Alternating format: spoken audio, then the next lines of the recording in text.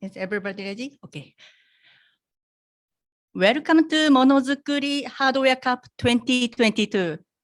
Today, 7 innovative hardware startups are here.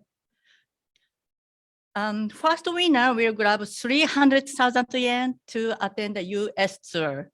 So first, Monozukuri Hardware Startup Consortium Chairman, Narimasa Makino,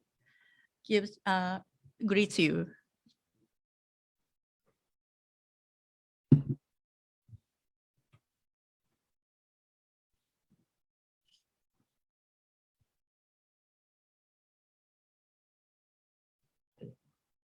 Hi, good morning. So I'm Makino, the chairman of the Monozukuri Hardware Startup Consortium and the CEO of the Monozukuri Ventures. So it's a pleasure to be here, and I'm very happy to be able to face today. Now, welcome to the Monozukuri Hardware Cup 2022. So first, let me introduce why we started the Hardware Cup. You can imagine the hardware journey is very hard. So many startup companies that face a lot of the problem. So this problem, not only Japanese startup company, around the world, the startup company have a same problem. So we try to change this problem. So Hardware Cup, have started in since 2015.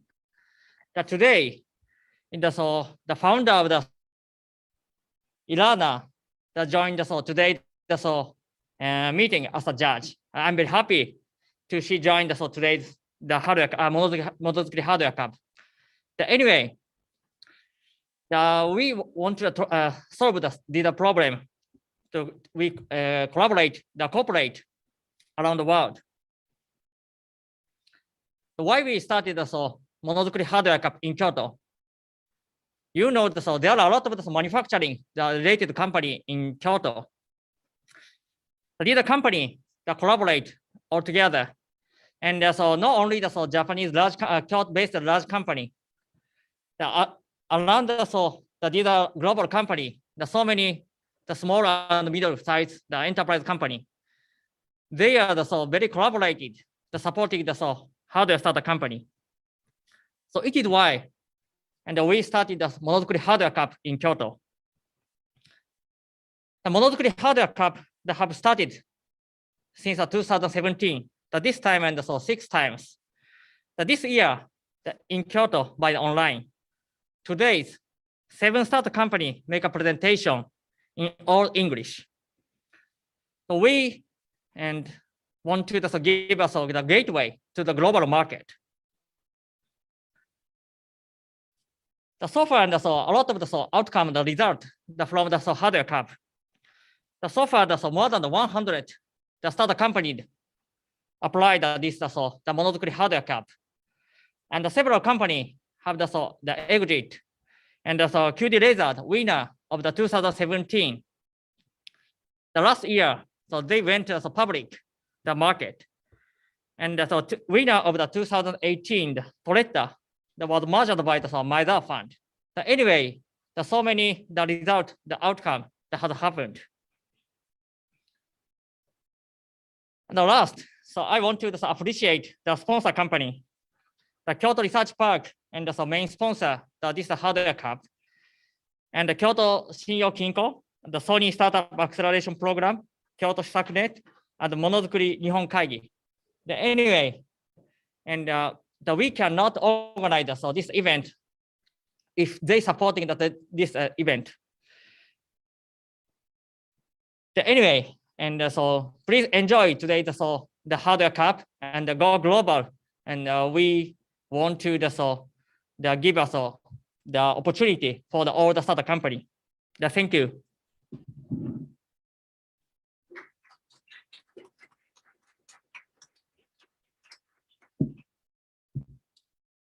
Thank you very much. So now I'll explain today's contest and the rules. This is a pitch contest for hardware startups.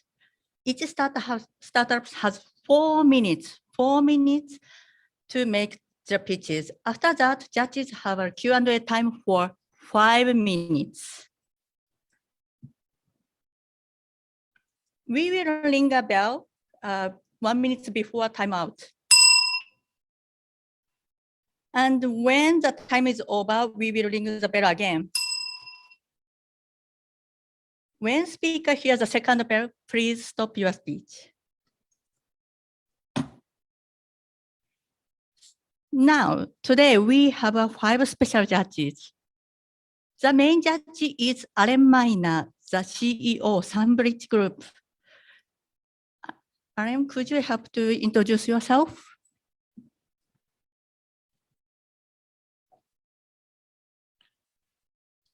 I'm tempted to say "Ohayou gozaimasu" and do my introduction in Japanese, but one of the things I've been most impressed with and proud of in watching Makino-san's personal growth over the years is that even he makes his remarks at this event each year in English.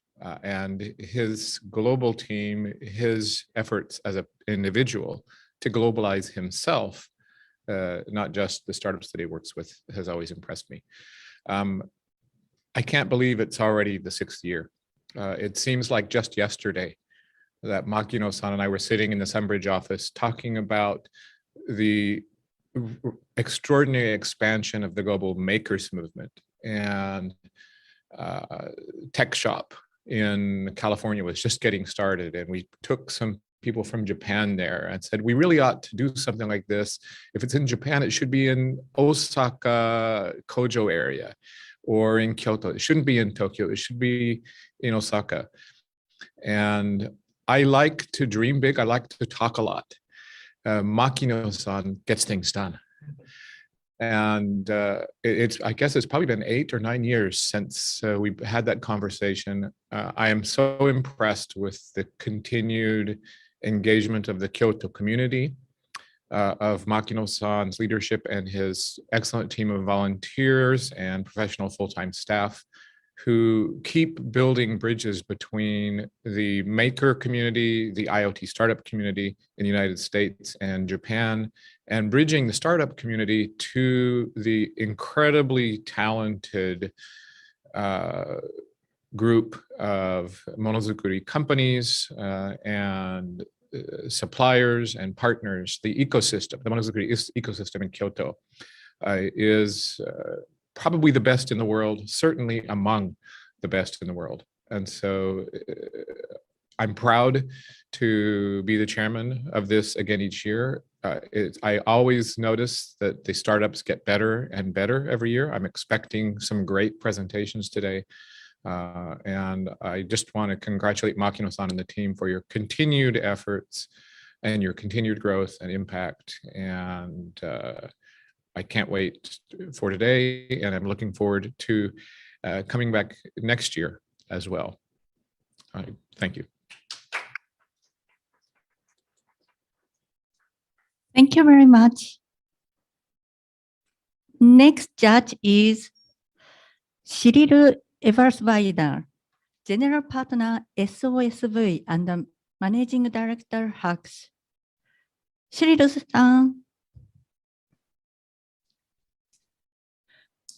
Thank you. Would you introduce by yourself? Thank Absolutely.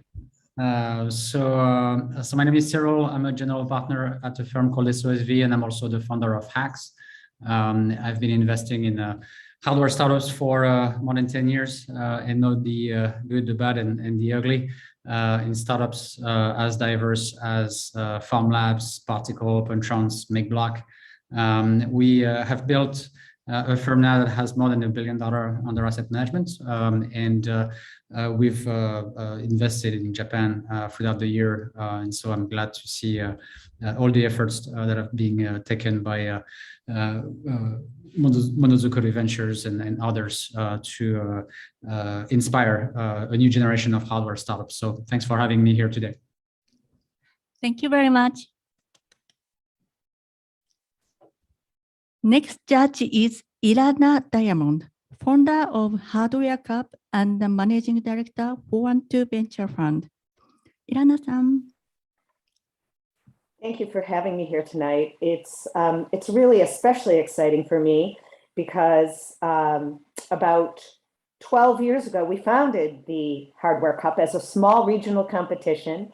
And I remember meeting Nob from Monozukuri Ventures and getting excited about bringing the Hardware Cup to Japan. I remember the first Japanese Hardware Cup, and it's a little bit like having one of your, children grow up and leave home. Now there are Hardware Cups all over the world, and it's very exciting for me. I am currently the managing partner of 412 Venture Fund. We are an early stage investor in hardware and software, machine learning, AI type companies. And I'm very excited to be here tonight judging and excited to be partnering with Monozukuri on yet another great program. Thank you for having me. Thank you for joining from US. So next judge is Norio Murakami, a former CEO of Google Japan. Norio-san.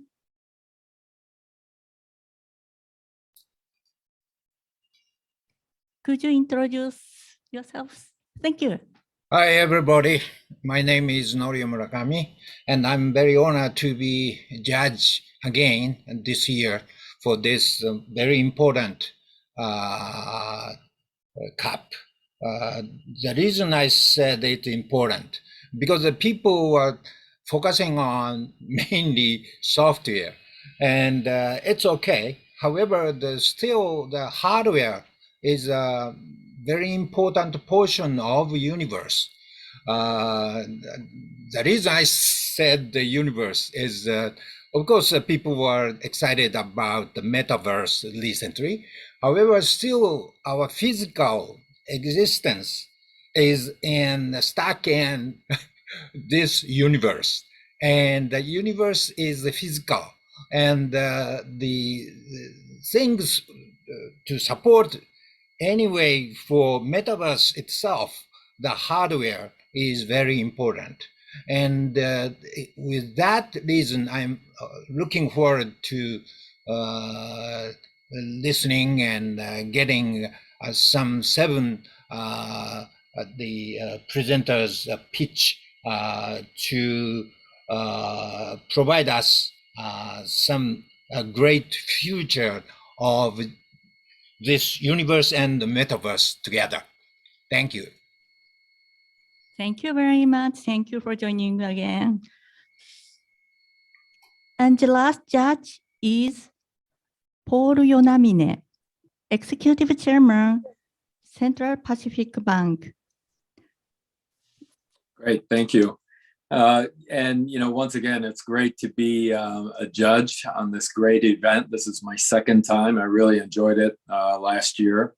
So I currently am chairman and CEO of Central Pacific Bank, but in the past, I'm actually born and raised in Japan. And while in Japan, I used to head up IBM in Japan, and I also founded KPMG Consulting and Hitachi Consulting. And all the services and software, as Murakami-san just touched on earlier, it really comes to bear when you have a lot of great hardware. So I'm really looking forward to hearing more and learning more, and try to contribute back as a judge today. Thank you. Thank you very much. So now we move to the pitch session. First speaker is FMED CO Ltd. CEO Keita Shimomura. Please come in front of the stage.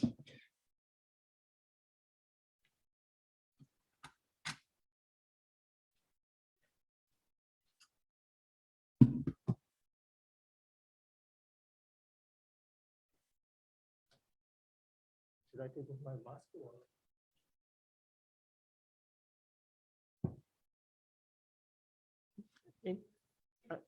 Can I start in time? Okay.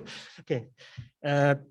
Hello, my name is Keita, CEO and co-founder of FMED. Let me start my presentation. FMED was established in 2021. It was based on the development project of Susumu in Kyushu University Hospital. We decided to establish a company to continue the development and commercialize it.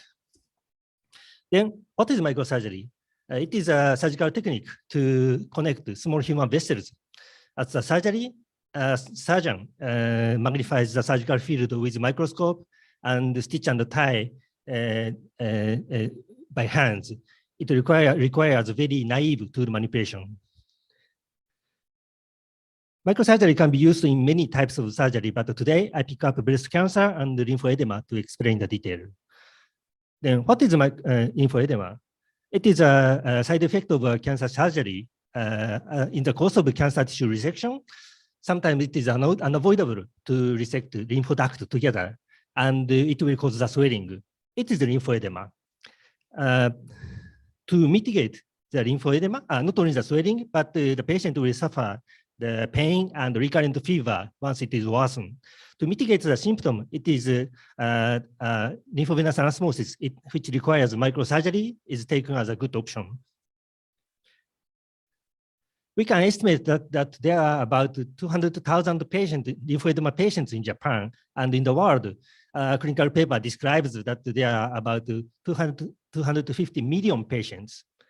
But in Japan, LVA is done only about 5,000 cases. It covers only less than 3% of the patient population. This tendency is similar or less in the world because it is technically demanding and only the limited surgeon can perform it. Let me show you the example. I hope you can see the hand tremor. So it is the movie of the middle experienced surgeon. You can find how the small manipulation is difficult for human being. We wanted to improve this issue with a robotic system which precisely replicates the surgeon's manipulation with eliminating the hand tremor and providing motion scale down. We wanted to increase the number of the microsurgeon and also increase the number of the patients who will be treated by microsurgery. This is the overview of our system. An operating surgeon manipulates the controller on front of the display, and robotic system replicated to perform the microsurgery, and it equips with the high resolution.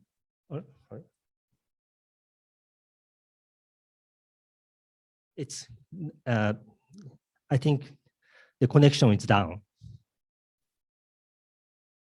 Network connection is down now. So I can show my slide. It's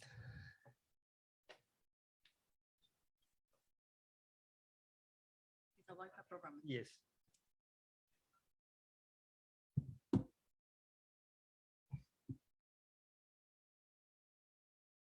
Hello, audience. Please wait a little bit. We check to the connection. 途中からでも大丈夫です。時間が。大丈夫です。大丈夫です。まあ、最初からやるなら最初からのメッセージから途中からでもいいですけど。ちょっと Wi-Fi がちょっとダウンしちゃってるので。いや、失敗しちゃうんです。あ、できた。はい。あ、それはそっちですね。あ、ちょっと待ってください。ごめんなさい。どうやって。あ、もう一回直しか。リンクが。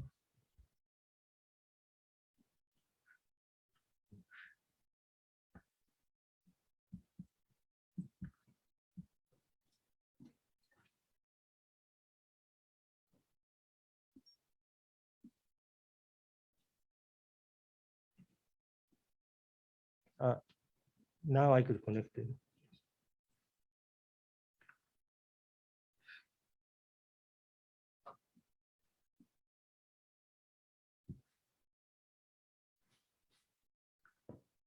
Then may I start again?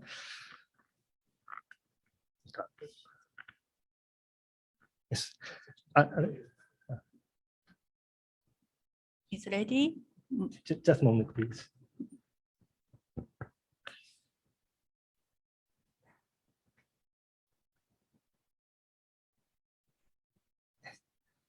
Yes, now it's Okay, ready. yeah, now we start the Yes. time again.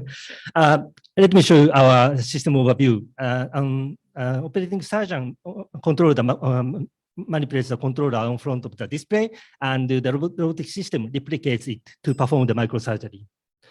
We estimate that the total addressable market is about 25 billion. It is based on the number of the surgical beds in Japan, in the world. And the entry point, our target segment at the first is general hospitals in Japan, which has the general anesthesia capability, and it's about 2.8 billion. Not only the patient, but also the user hospitals have the benefit with the robotic system. It probably contributes to the increase of the surgical cases and also the patient marketing. There are competitors in the world, but they still have the space to be improved.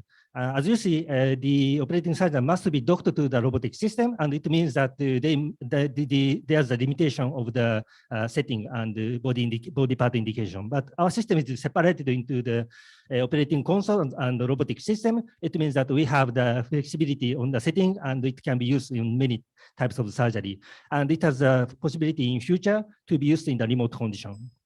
We are developing this prototype and targeting the launch in 2025. Thank you very much for your attention. Thank you very much. So now for the Q&A session. Judges, please ask your questions.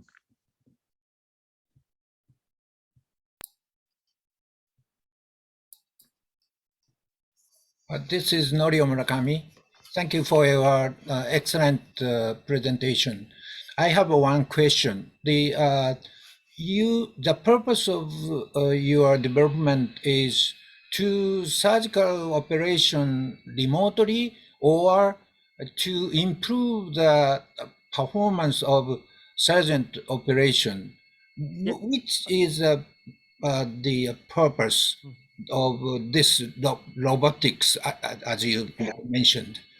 Thank you for your question. Our first target is to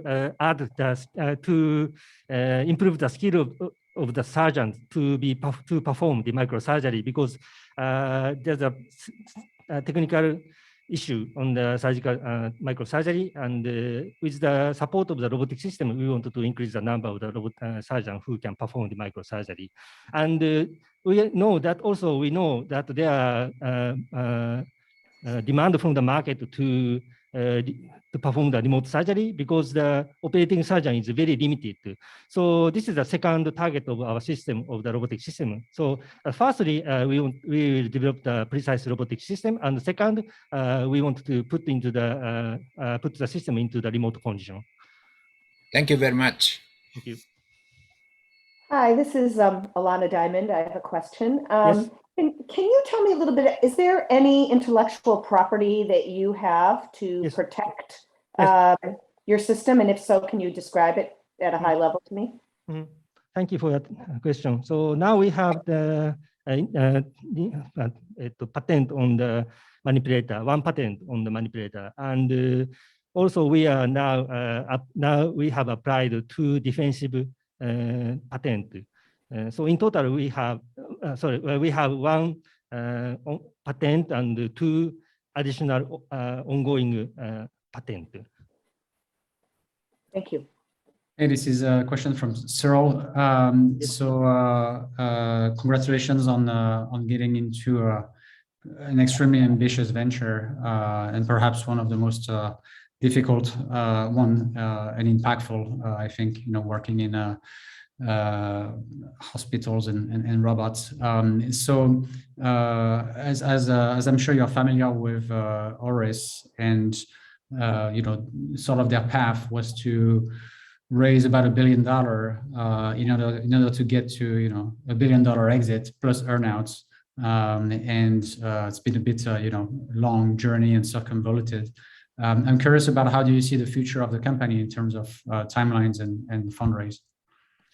Thank you for your question. So our current target is to raise the fund for the prototyping, and we need another total about 600,000 Japanese yen to launch the product.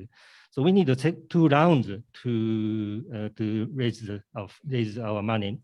After that, in 2025, we are targeting to launch the product. We are targeting to acquire the medical device approval in 2025, and we can use that milestone to raise additional capital to start up the commercialization and manufacture the commercial products, and also the marketing the global. So in total, I guess our plan requires 1 billion Japanese yen to launch the product. Did I answer to your question? Yeah, thank you. Thank you. Hi, this is Paul Yanamine. Have you considered other non-medical applications with your technology? Do you see your potential market opportunity larger than what you showed? Thank you for your question. Actually, I considered only about the medical device market, but I can expect that we can use the system in, for example, in the space to manipulate the tools to repair the space station, or can be used in the medical medicine factory to pick up and sort the product. But honestly, in the detail, for the detail, I only studied about the medical market, and it's our target. That's fine. Thank you. Thank you. Thank you very much.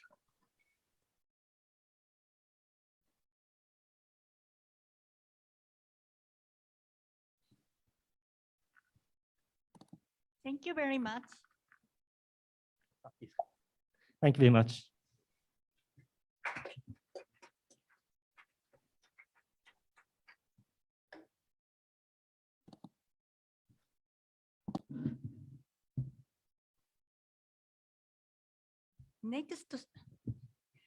Next speaker is Tokyo Robotics Inc. CEO Yoshihiro Sakamoto. By the way, my video is Like upside down. Are you right? So please wait a minute. Sure. I don't know why suddenly the video.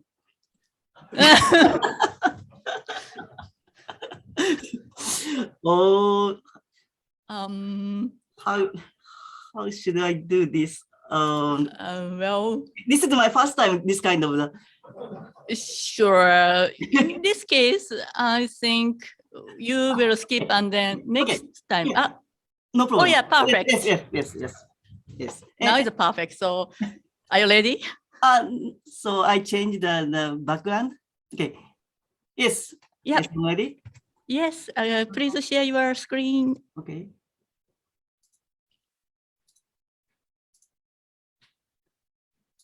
Perfect. Okay. Can you see? So, are you ready? Yes. Okay. Please start your speech. Okay. My name is Yoshihiro Sakamoto. I'm a co-founder and the CEO of Tokyo Robotics. Today, I will introduce our new product, Mobile Gripper.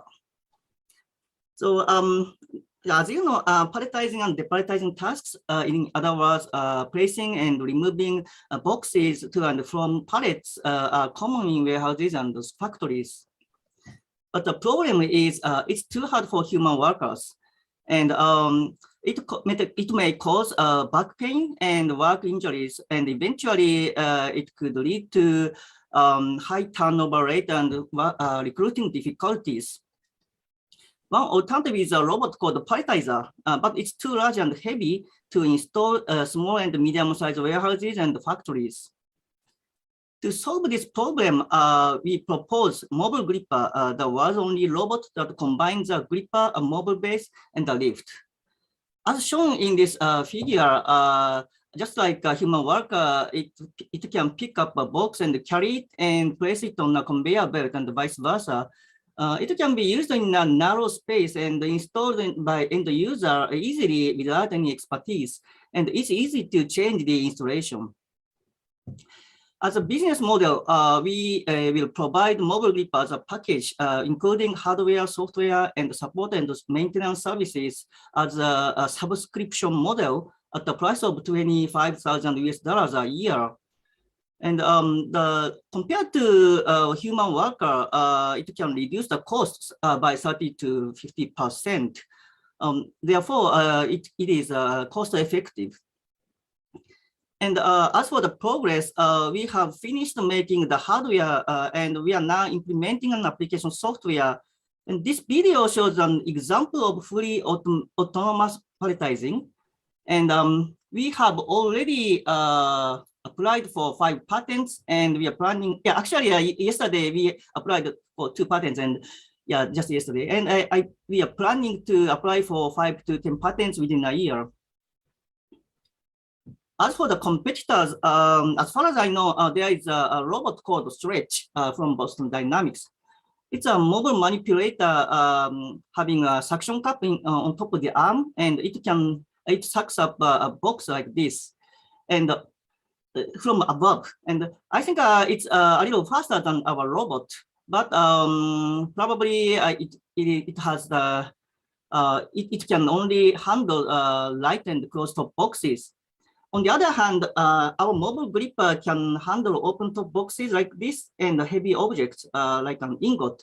And probably the segments, target segments are a little different, and we can avoid the competition, direct competition. The market size is quite large. The world palletizer market in 2026 is predicted to be $3.27 billion. And Japan's market makes up 1/10 of it. And we want to get 20% of the share of the Japanese market, which means $65 million. And as for the team working on this project, we have specialists in each field related to robotics, and we have ability to make this kind of robot. And also in business side, I have 15-year business experience. So therefore, I believe we can make this project successful. Thank you very much. Thank you. So now Q&A time. Judges, please start. This is Murakami. What is the reason why you choose a subscription model instead of I should say selling model? Or that is the first question. And the second question is your estimation of Japanese market size is 1/10 of US. Yes. Of course, you did some research, but why you think it's maybe the population-wise it might be 1/3 or something, but what's the base of your such a decision? The size of Japanese market is 1/10 of US. Okay, thank you for questions. So the first one is sorry, first one is what do you ask? What is the reason of you choose a subscription model? Okay, yes. So yes, actually we are still thinking about the business model, to be honest. But so there are 3 types of business model. The first one is subscription, and the second one is the selling a package, just direct sell to the customer, and the other one is the sales are only the robot to I don't know the machine engineering companies. So, but if we update the software frequently, probably the subscription model is better.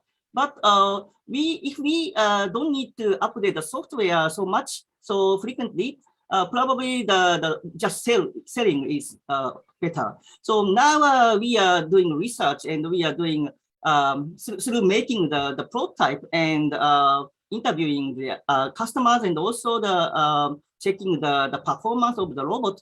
So now, actually, to be honest, we are still thinking. But if we do the subscription model, so I show the price range, and also the how to provide the subscription model. And the another question, so the market size is just this is my rule of thumb of mine. So I mean, the Japanese market, of course, the population is very small, but the economy is a little bigger. But probably 5% of the GDP of the whole world. But I don't know much about that. But in my calculation, 1/10 is if we do 1/10 of the world market for the Japanese market, I think it's not so wrong. So just my rule of thumb. Hi, Great presentation, and I like watching your video there. I'm curious, how much customization does the robot need to do different tasks? And if there is some programming or customization that needs to be done, who's going to do it? Are you thinking that you'll do it or that the customer will do it? And can a customer, easily move it from one task to another? Yes, we want to make a tool. So tool is very simple and easy, like hammer or a keyboard. So, but of course, the robot is very complicated, and I think so we should make it easier and simpler. So, and if we make it simple, so we provide as a package, and the customer buy the robot and push a button, start button, and move it, automatically move the robot moving, and so do the task. That's the ideal situation. So, did I answer to your question? Well, I'm curious if, let's say, a customer has customization. I'm sorry, customization. Yeah. So there are two applications in yes, the same yes. warehouse. Can they make the change, or do you have to make the change? Basically, good way is we customize the robot, but inside our factory, not inside the customer's place, because we don't want to do system integration. Instead, we just sell a simple tool to customer, and customer don't need to customize the robot. So that's the idea. So because for the scalability. Thank you. Sakamoto-san, this is Cyril. It's funny because I review startups, from all over the world, and everybody has sort of their version of palletizing. And it's interesting because it's one of the very few ventures that has benefited from the rise of e-commerce and therefore warehousing, essentially creating all sorts of solutions in India, in China, in the US, in Canada, like almost every country, in France has one of those at the moment. So we'll see how that pans out. But actually it's part of my question. I have in twofolds. Is there something special in Japan that could prevent competitors to come in? So have some sort of moat just because Japan is doing something differently in the world of warehousing, or in something that could fit your robot. And second, obviously, this video here is being accelerated 8 times, which means that your business model will be 8 times less effective than you think in terms of cost saving. How fast do you think you will be able to be on par with a human? Okay, so the first question is about the Japanese market. So I think the Japanese market is not so special. So this task is common in the world, but we first at least for Japanese market we protect this market because using our patents. I applied for 5 patents, and every year we will apply for the 10 patents if possible. So, but I think that this technology is universal, and if we have a chance, we bring this robot to outside Japan, and so expand this business globally, because probably the task is the same between the Japan and other countries. And the second question is probably speed. And speed is, of course, we recognize that it's a big matter. So, but this is of course, 8 times faster than the usual real time. So, but I think we want the robot to make it faster, at least 70% of the human worker.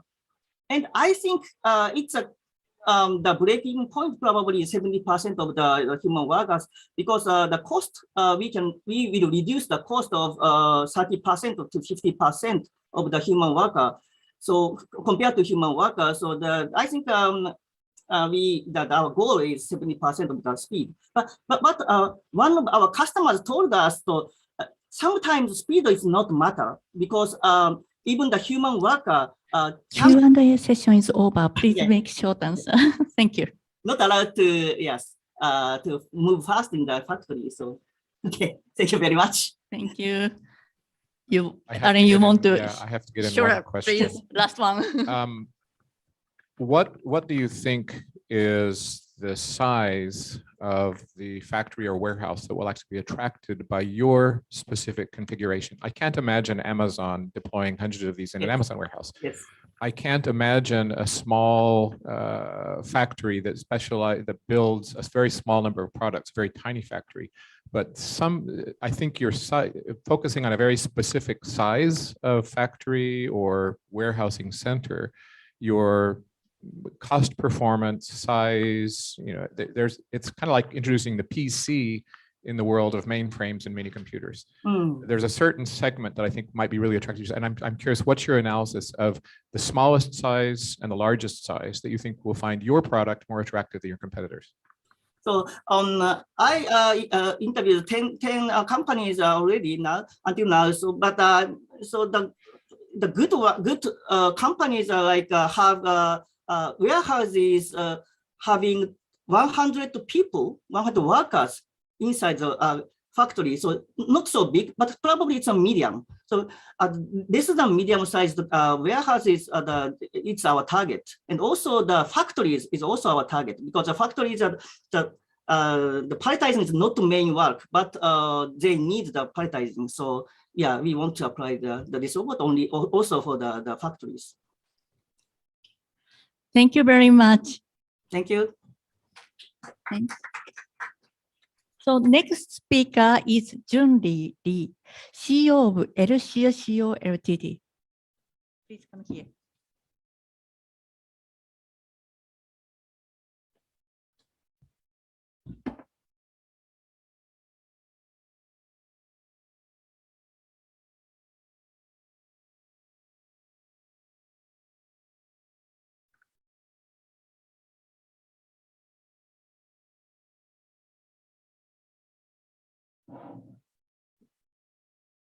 When you are ready, please start. Okay. So hello, I am Junli Lee from LCO Japan. We are developing special tunable lens and eyeglasses for your lifetime eye health.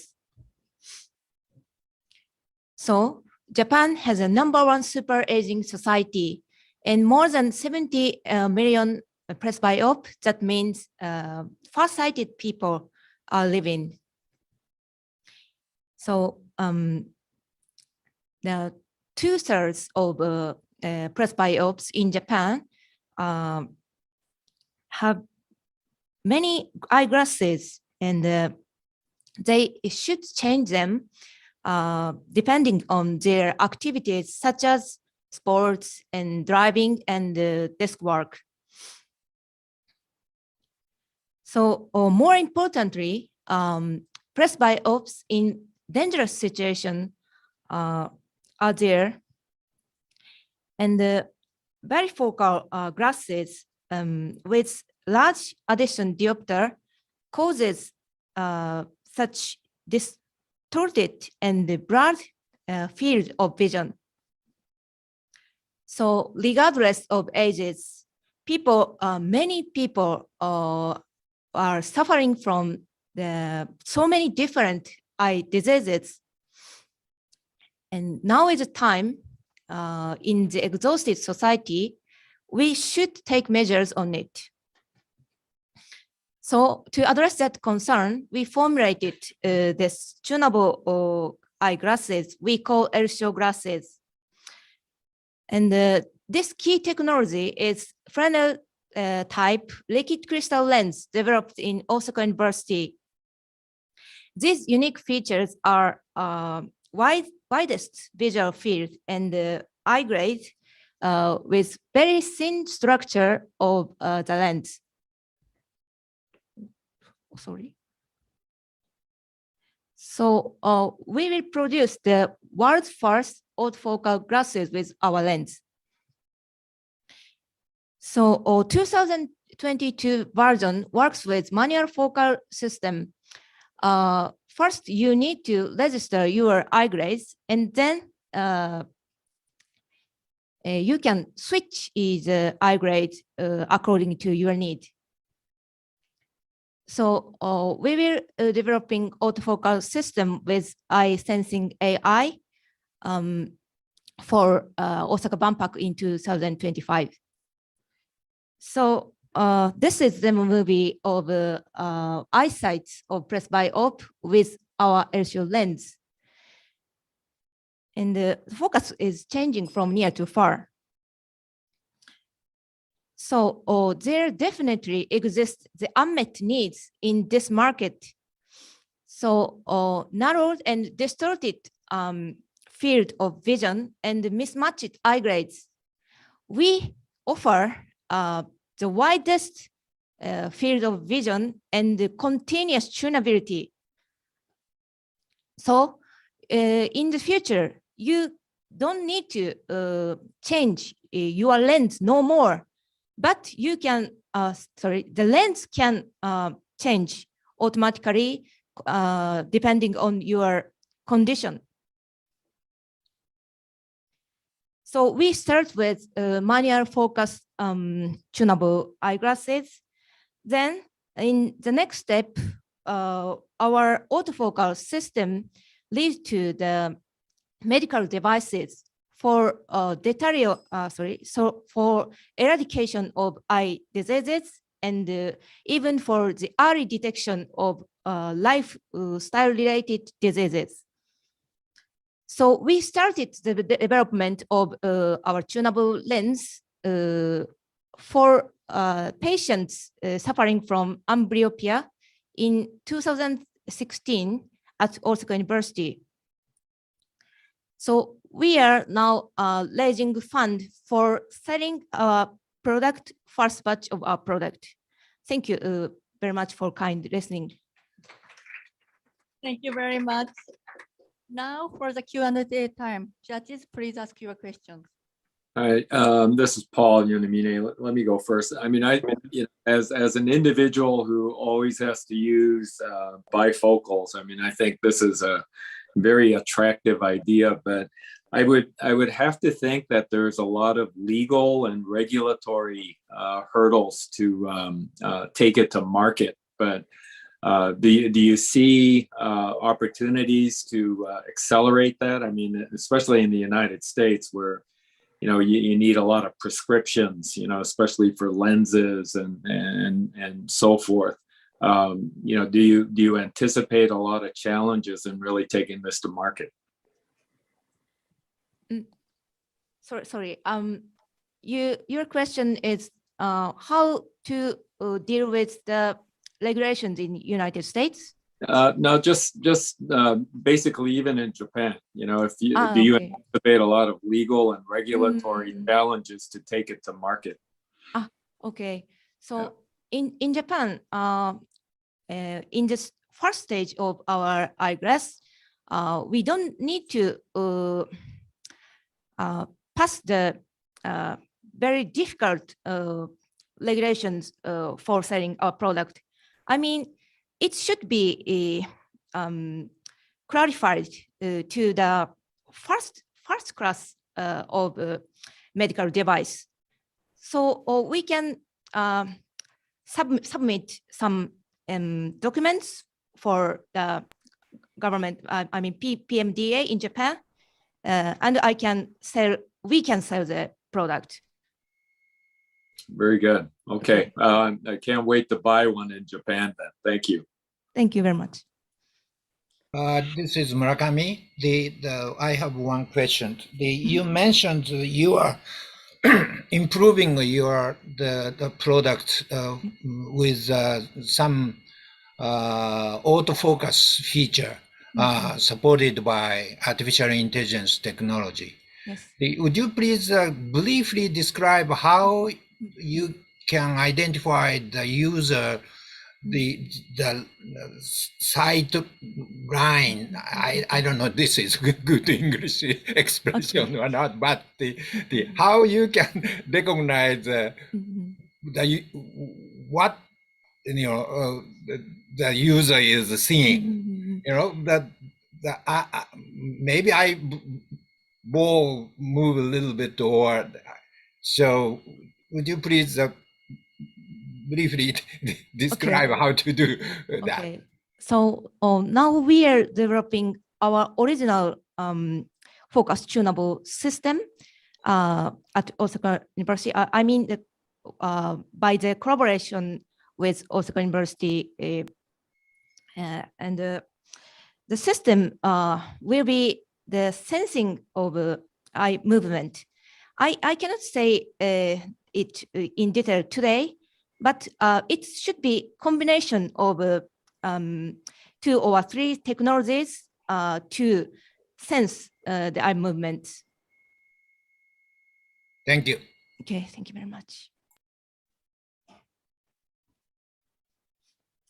I guess I'll ask a question. I'm also an eyeglass wearer, and there used to be something in the United States called superfocals, and I'm not sure if you're familiar with them, but if you're nodding, so I think maybe you are. And I'm curious, what's the difference? This was also an adjustable focal length glass set of glasses. I'm curious how yours compare if you're familiar with them.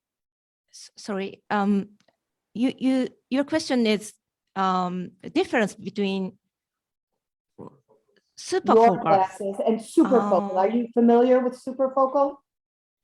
Superfocal I mean maybe multifocal glasses.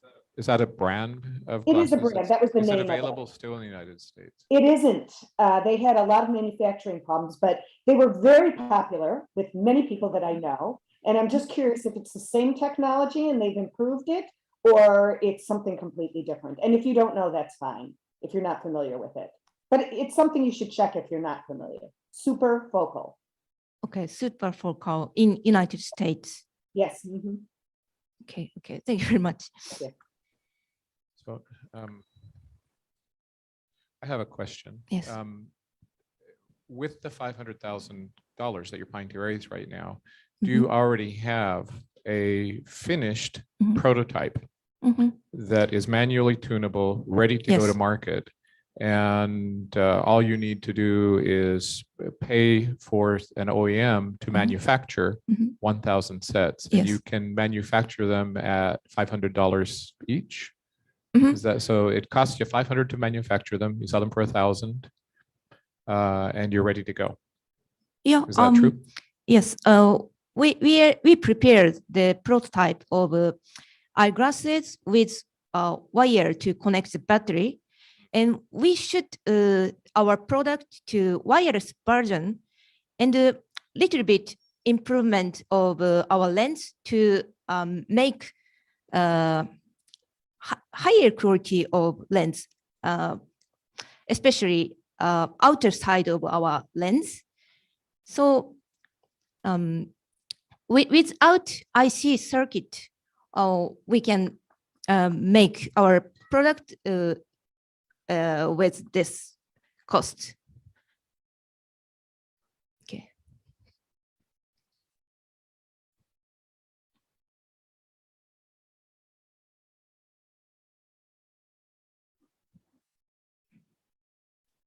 So time is over. Thank you very much.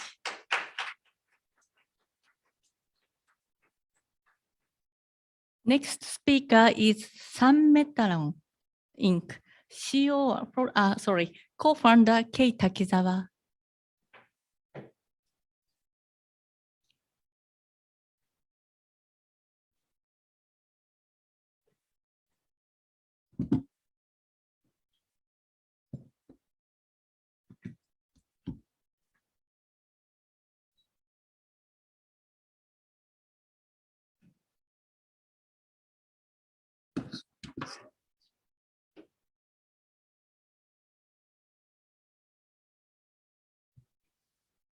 When you are ready, please start your pitch. Yes.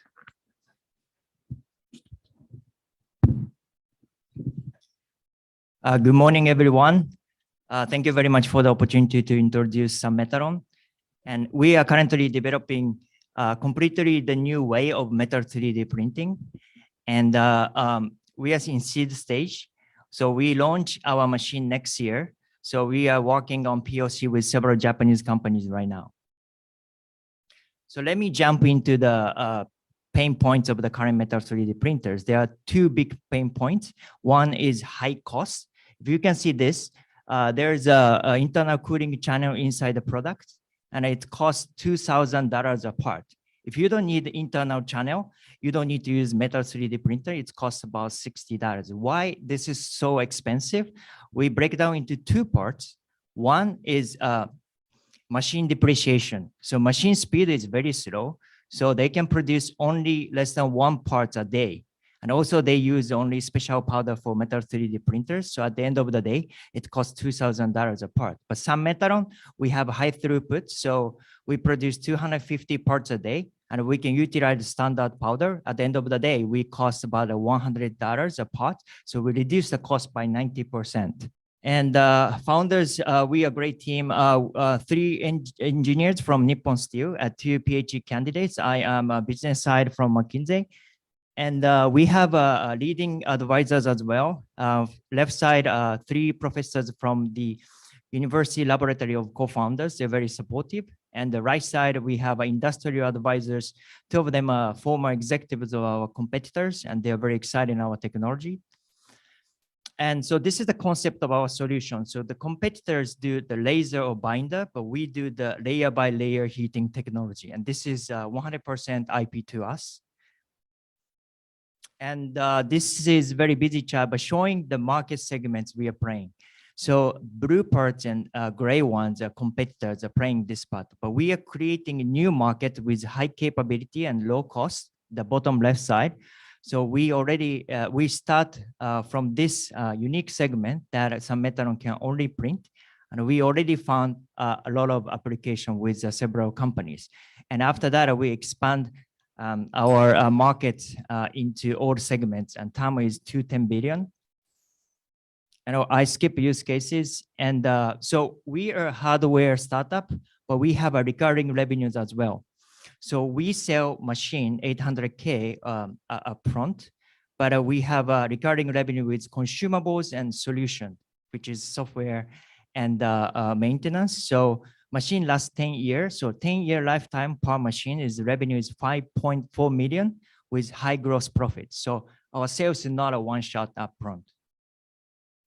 So finally, the payback period for machine investment for customer is 1.5 years. And it's very short. And this is actually from the real calculation with our customers. So I think that's it. 4 minutes is too short, but if you are interested, please let us know. We can, discuss. Yeah, thank you. I want to start this time. So do you imagine that your price point per object created, per cubic meters of volume of object created, makes it possible for your device to be used to actually manufacture finished products rather than just prototyping and R&D, which is where most of the 3D printing, including metal 3D printing, is used today? And what kinds of end products do you envision actually being made this way versus still remaining with traditional manufacturing? So what part of finished metal product manufacturing do you think will end up on this kind of device? Well, thank you very much. I think it's a good question. So directly answer to your question, we are aiming the final product parts in the future, but a starting point is not the final products because of the required parts quality is very high. And currently this blue one is focusing on prototype and also even like mass production, but they are laser. So they focus on aerospace or medical, which they don't care about the cost, right? But the gray one, desktop metal, they call AM for mass production. And we starting from the bottom left side, it's a mass production, but it's like part of a manufacturing process because we are not 100% confident about that. So, but we eventually we expand our business to final products. This is Cyril. Just a quick question. I'm not sure we've seen a part somewhere, or maybe it was in the appendixes. But do you have a picture of a part that was coming out? Yes. Right. just a picture, like a reality picture of a part that was coming out of the machine today.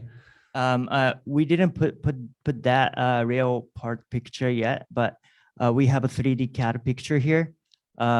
We have a currently prototype machine. We don't have a part picture on this presentation, but next time I will put part picture. But these applications currently we are getting from the customers. Some other applications as well, but I cannot put it here because of NDA with our customers. Yeah, thank you.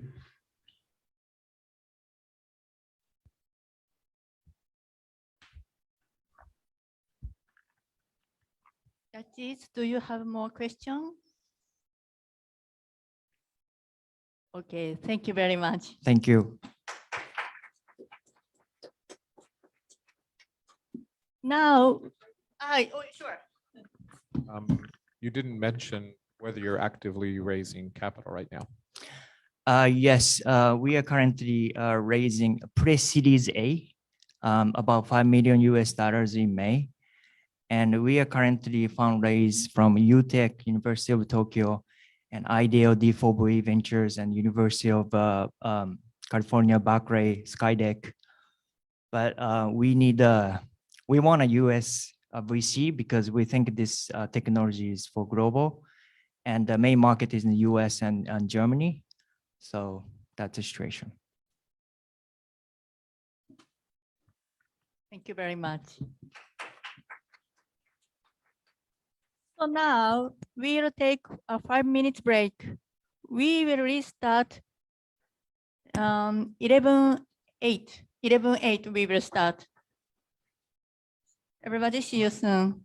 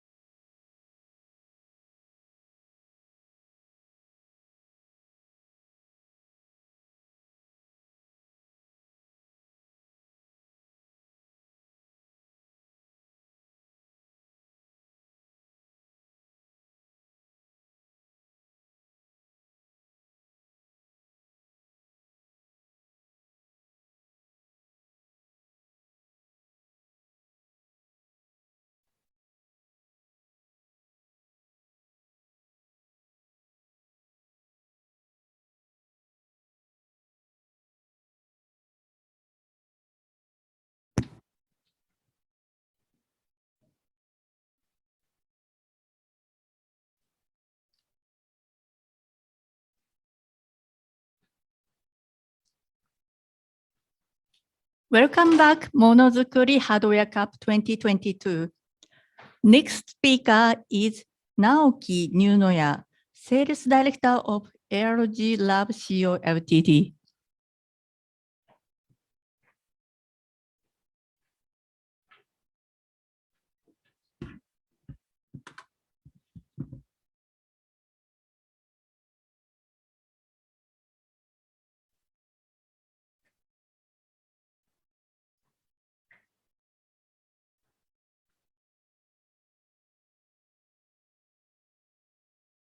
When you are okay, please start.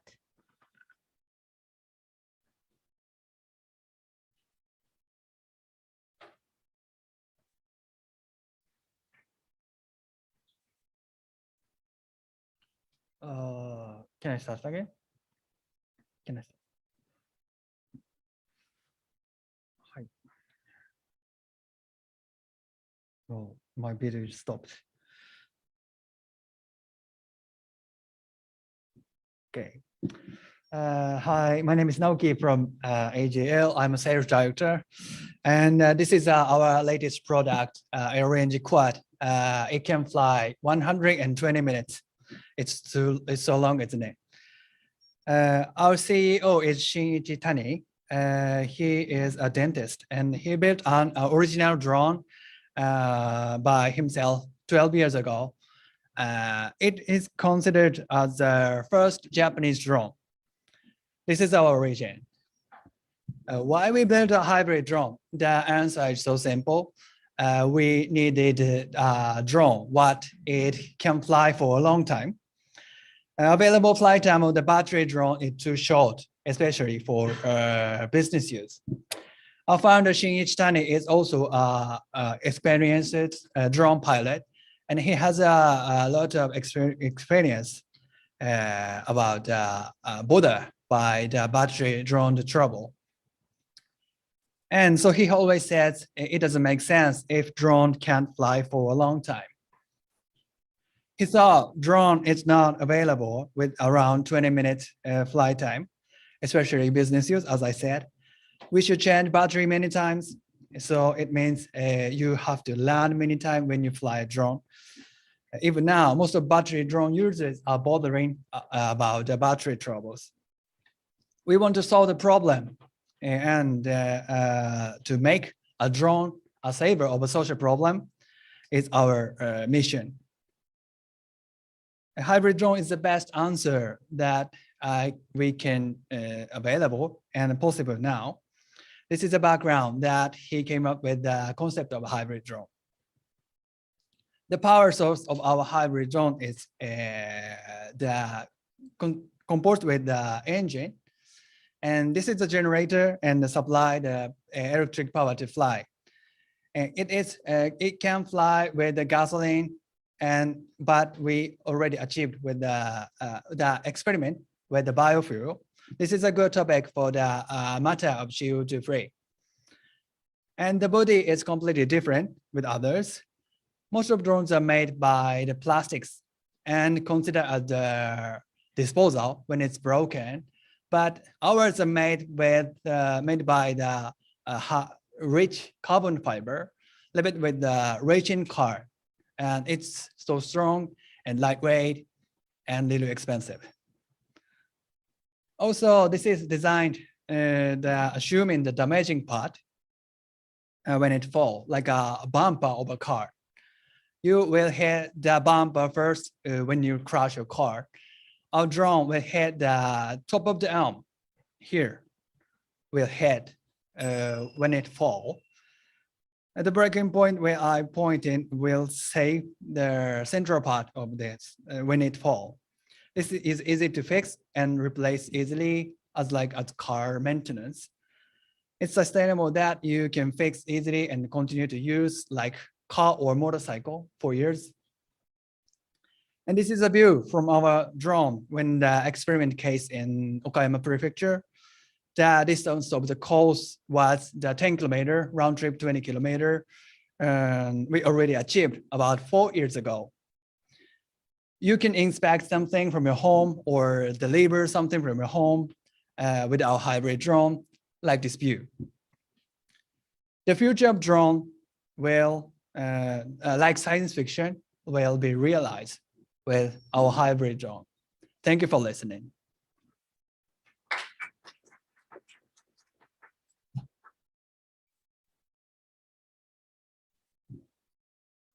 It sounds like your key innovation was a fuel cell generator instead of a battery, and a lighter weight, more durable carbon fiber body. And that the combination of those two is what allows you to carry the heavy payload for 2 hours.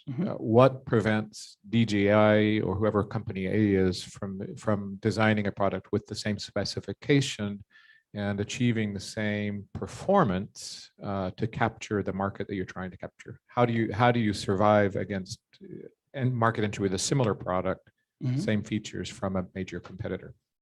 The engine drone engine has happened vibration, and so this is the effect for the flight controller or some sensors. So our founder said when release the first hybrid drone, I think some company will follow soon, but there's no company following now. That reason is why is one of the reasons is absorb the vibration.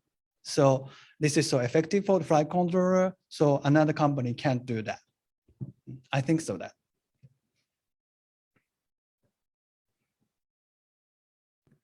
Okay, so you are on the market at the moment, or you are targeting specific industries, or like will it be consumer, or what do you have in mind? I think the one is inspection section, and one about infrastructure, the huge infrastructure in overseas. So everybody use many times to inspect or big infrastructure, but if you use our hybrid drone, you can go over the, if you in urban area, and to the construction place is a local area, so you can fly from home and to go to the far away and inspect everything and come back to the home. So most of the battery drone will, we have to bring it itself to the place where you will have to inspect something, but our drone, you can fly itself to the place where want to inspect. That is very different. So now we can't fly the non-visual area because of restricted in Japan. But in this year, the restrict will released. So this is a chance of our company or our hybrid drone. This is Murakami. You called your product hybrid. Yes. Usually the word is used for hybrid automobile. Then your mechanism of drone use the rotation, directly from engine. If I can say so. And also electric motor. So the rotation you can provide to the propeller is driven with those two, the source of power. Yes, little different, but engine is just a battery generator. And also we have assistive battery, but it's smaller than other battery drones.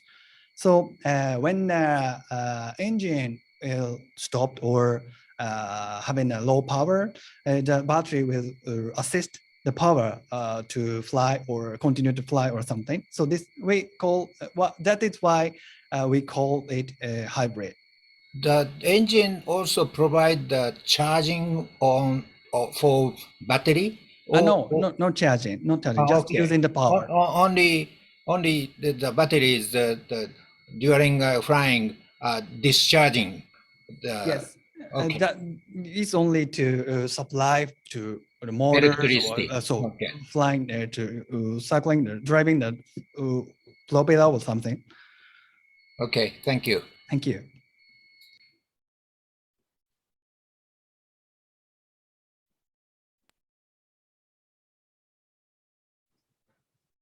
Is everybody okay?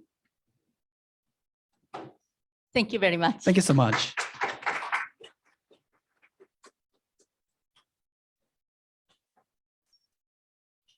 Next speaker is Shinji Abe, CEO and founder of PowerWave CO Ltd.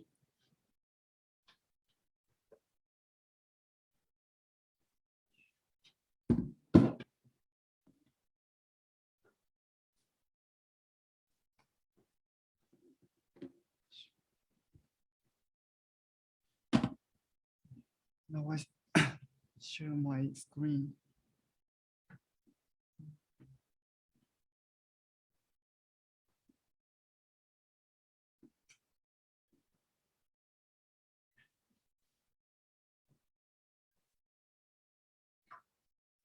Okay, thank you for calling me. I am Shinji Abe, co-founder and the CEO of this company, PowerWave Inc. We wirelessly lead electric mobility to the future.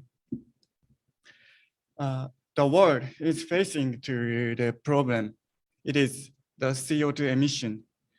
This graph shows the CO2 emission in Japan.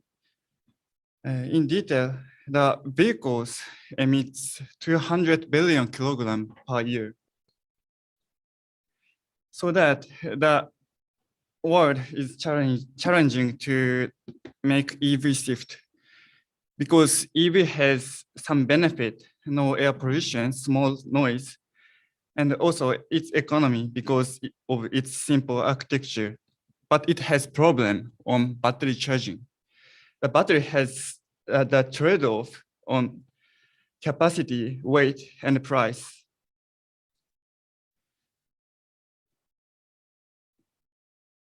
And there is some solution. The high-speed charging wired station, and there is some problem on charging time and cost. Driving range depends on battery. And there is some research and develop on wireless charging station, but it can make only this operators one. It becomes automatic, but just here, it might be only comfortable. Then what we make is powering in motion. We make the powering system in motion, and the long range driving with powering in motion, and the short range is drive with battery. It makes zero charging time and a low cost and long driving range. Our product is this hardware, the system of the transmitting one and the receiving one.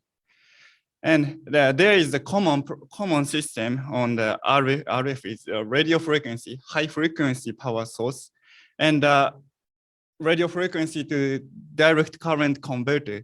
It is common thing. So we fabricate and sell ourselves. And transmitting electrode and receiving electrode depends on the vehicle or facility. So we design and collaborate with company, and a collaborative company installs it. And go-to-market strategy.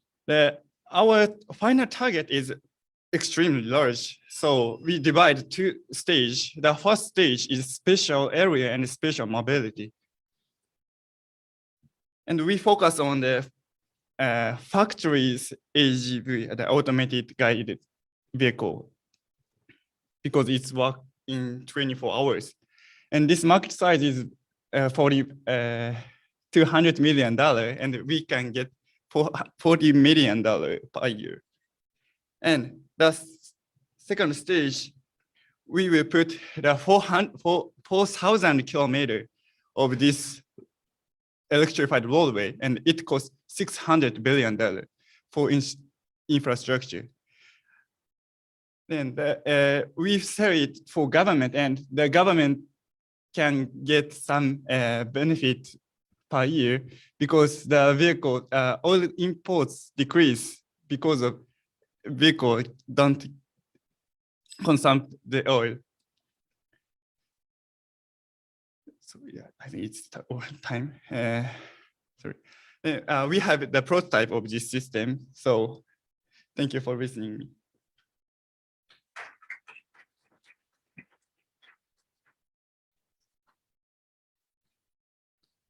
Until you mentioned that your initial focus is on factory robot recharging while doing tasks in a factory, yes, I was not paying attention, because the obvious solution for a major infrastructure electric transportation already exists in Japan, electrified railroads. So the cost of building electrified freeways for individual cars is greater than, and the benefit is less than electrified railroads. However, when you mentioned that your initial target is on recharging robots that are moving around factories, I thought that's potentially quite interesting. And it made me curious if you have potential customers you're talking with right now, specific types of robots that need continuous recharging in factories. And I'd like to hear a little bit more about your understanding of the needs and what you can do in a factory for mobile recharging of mobile robots in factories. で工場の中のユースケースをもう少し具体的にどこまで調べてて、どんなイメージかっていうのが興味あります。はい。Sorry, I couldn't include this information in this slide, but I already went to the actual factory and the AGV makers, and they say the charging is the most important problem, and we are trying to make the prototype to supply them for, I got 3 companies, and we will try it. Thank you very much. I'm interested in knowing where you stand exactly with the product. Do you have working prototypes that are working in a factory, or you said airport, or is this something that you're moving towards now? Thank you very much. We have the prototype, the proof of concept like this.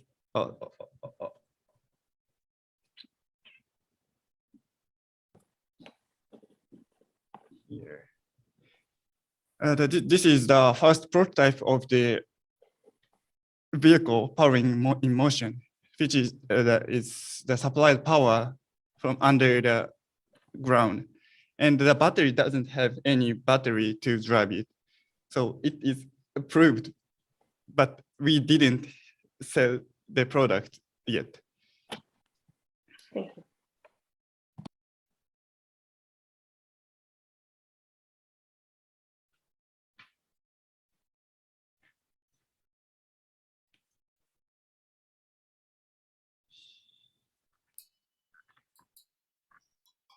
This is Murakami. I may miss the slide. You show some cost competitiveness of just a battery carrying way or this way.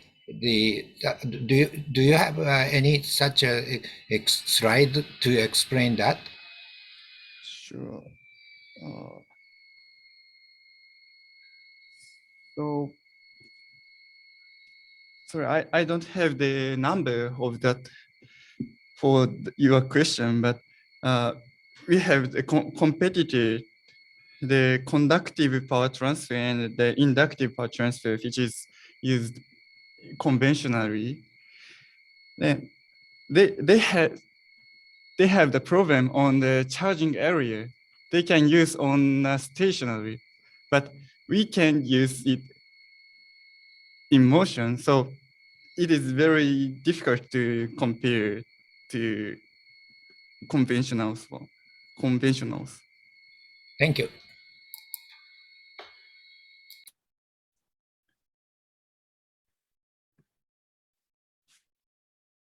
Lady Cicero, what are your plans for fundraising? Excuse me? Sorry, do you plan to raise money? And if so, how much? Fundraising, it is, we didn't get, we didn't have a raise, but we are trying to search for 570 million yen in this time. And 5 years, after 5 years, we will publish this.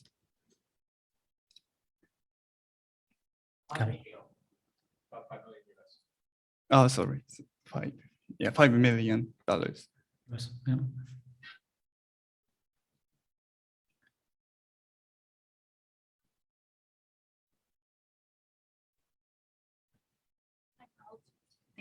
Thank you very much.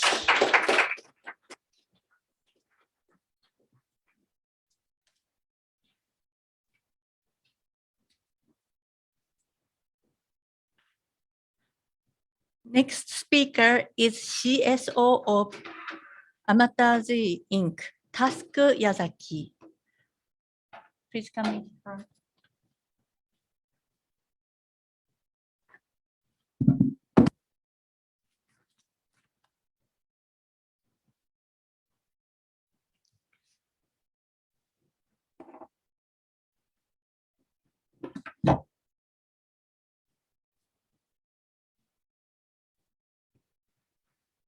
Right.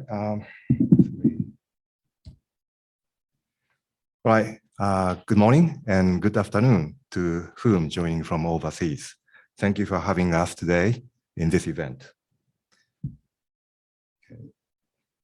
How our company started.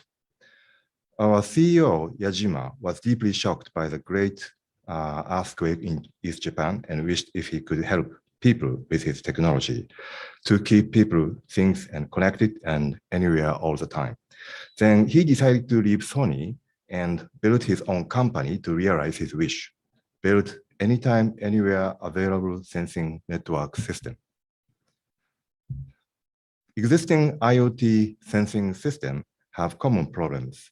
Power sources are not necessarily available all the time. Commercial networks may not be available. Many devices cannot stand in severe environment, and complex settings may prevent mass installation. To resolve those issues, our engineers developed Tsukumo device and system. That is this small, but integrated with cutting-edge technologies like low power, long-range wireless communication, and solar and vibration-based power energy harvesting system, and illuminance, vibration, and thermal and humidity sensors.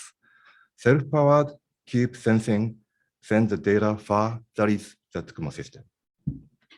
But one size doesn't fit all. So we prepare housing options to ensure durability and installability. And this is one of the examples of pole attachment type housing used in rice paddies and relay transmitters. This is the whole picture of Tsukumo system. We have sensors under the pictures and 2 relay transceivers. Tsukumo device can be configurable to either function by software, and relay transceiver can be cascadable to extend the reachable distance. Smartphone apps are visual, intuitive, minimum necessity for a non-expert, totally ease of use. External sensors are available from amateurs and third parties. And all those sensors today are working on the ground with Tsukumo systems.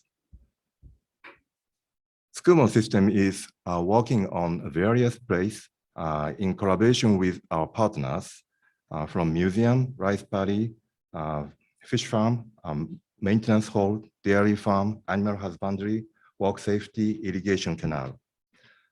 Those are business partners today.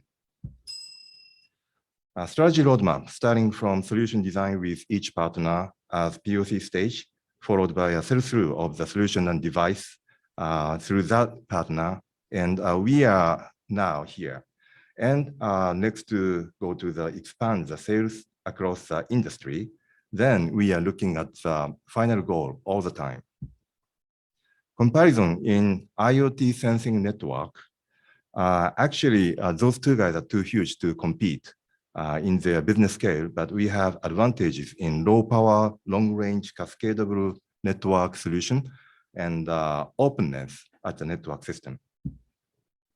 Total addressable market, in total, that's going to be 24.6 million unit equivalent Tsukumo device and 4,920 oku yen. Teams, sorry, I skipped it. Business projection, we are expecting to over 160 oku yen in 2025. Teams, that's it. Thank you.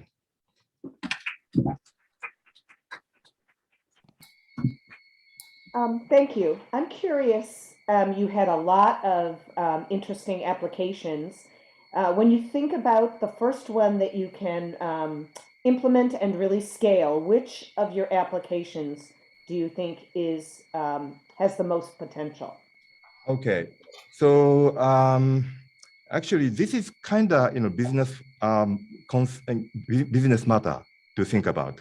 And from a business point of view, then we are currently think maintenance hall might be a big potential to us because of the number of the installment of the the infrastructure across the country, and also it's very difficult to approach often to maintain under the ground. So Tsukumo can be very helpful for that area. Thank you. Hi, could you please show us that slide where you had your partners, please? It was so fast I didn't have a chance to look at it. I'm very interested to see who you're partnering with. Sorry, I just closed my computer. So. No, you could tell us who they are then. Yeah, which are you talking about? You had a page on your partners that you were working okay. with. All right. All right, so let me read it out. NTT Data, Kajima Construction, and Nikken Leaf Industry. And we have top tier energy company and local government, prefecture, and major communication company, which we cannot disclose at this moment. Okay, thank you. Which frequency band-wise Tsukumo is using, and what kind of protocol Tsukumo system is using? All right, so I think so. First of all, the frequency is a sub-gig. It's the same as LPWA and other systems. And talking about protocol, that's a very good question to understand the strength of Tsukumo. Actually, that is original because everything is kind of trade-off among power and distance and bitrate. But if we try to take a standard protocol, then we need to jeopardize many of them. Then we have to optimize those kind of balance in between by developing our own protocol, which is very suitable to each, what can I say, usage, which I've shown at the page. So that is our technology. Thank you. This is a question from Cyril. So I'm a bit confused, or maybe it's because of the Japanese market, but you haven't mentioned LoRaWAN or Sigfox, which doesn't exist anymore. But is there a reason like LoRaWAN is not in Japan? No. You mean are you asking about whether other standard protocol like a Sigfox and others are strong in Japan or not? Yeah. They are okay. So talking about those market, each protocol and each standard are struggling to expand at this moment. Yeah. We are one of them. Okay, but all right. As I said, standard may have a common, what can I say, weakness in terms of the balance, trade-off among power, distance, and the bit rate, and whatever. Okay, so that is what I explained about our strengths, even though they are existing. Yeah, got it.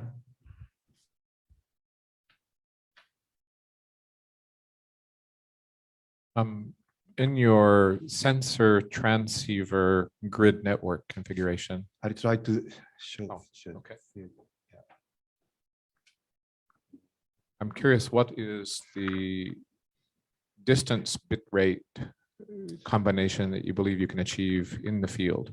So between the sensor and each hop, how many meters or how many kilometers per hop?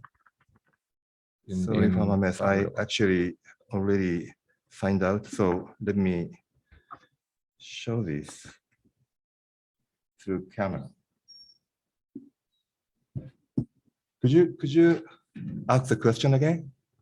Yeah, what is your distance at what bit rate between each hop of the network from the sensor to, for example, a data center? That's right. Each, yeah, he's a CEO. Yeah. Could you give me a answer? What's the distance between each network hop? 100 kilobps over 100 1 meters, 1 kilometer. 1 kilometer, over 1 kilometer. 1 kilometer per hop. Okay. And we can make several hops. Yeah, I understand that. I'm wondering how many transceivers you need to put out in the real world to cover a certain area. So 1 kilometer per hop, 1 kilobits per second, was it? 100 kilobits. 100 kilobits per second. Okay. Sorry for the mess.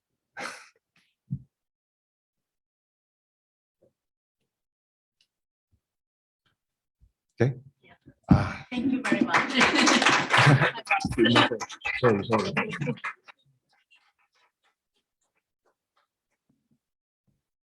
So all pitches are done. Thank you very much, all, and everybody, well done.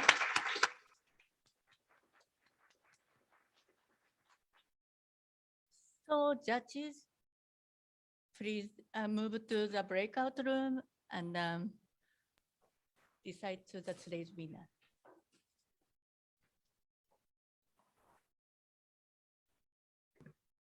Do we need to do something or are you moving us? Yeah, breakout room. Now we are doing, please wait. Just stay where you are. I need to move and we'll start in just a second. And I think I need to have them take my audio off of the main room or this won't be a private conversation.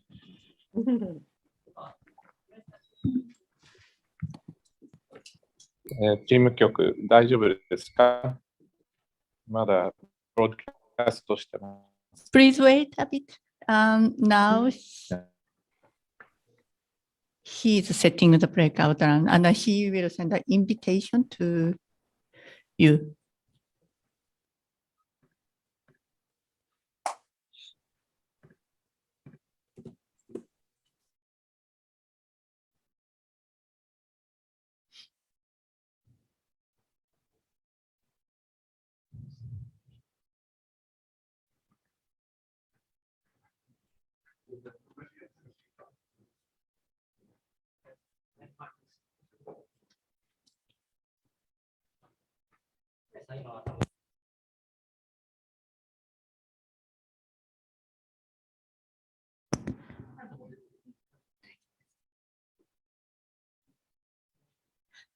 So while judges are deciding, our sponsor, 京都リサーチパーク株式会社、イノベーション創発本部、イノベーションデザイン部長、井上良一様、has speech.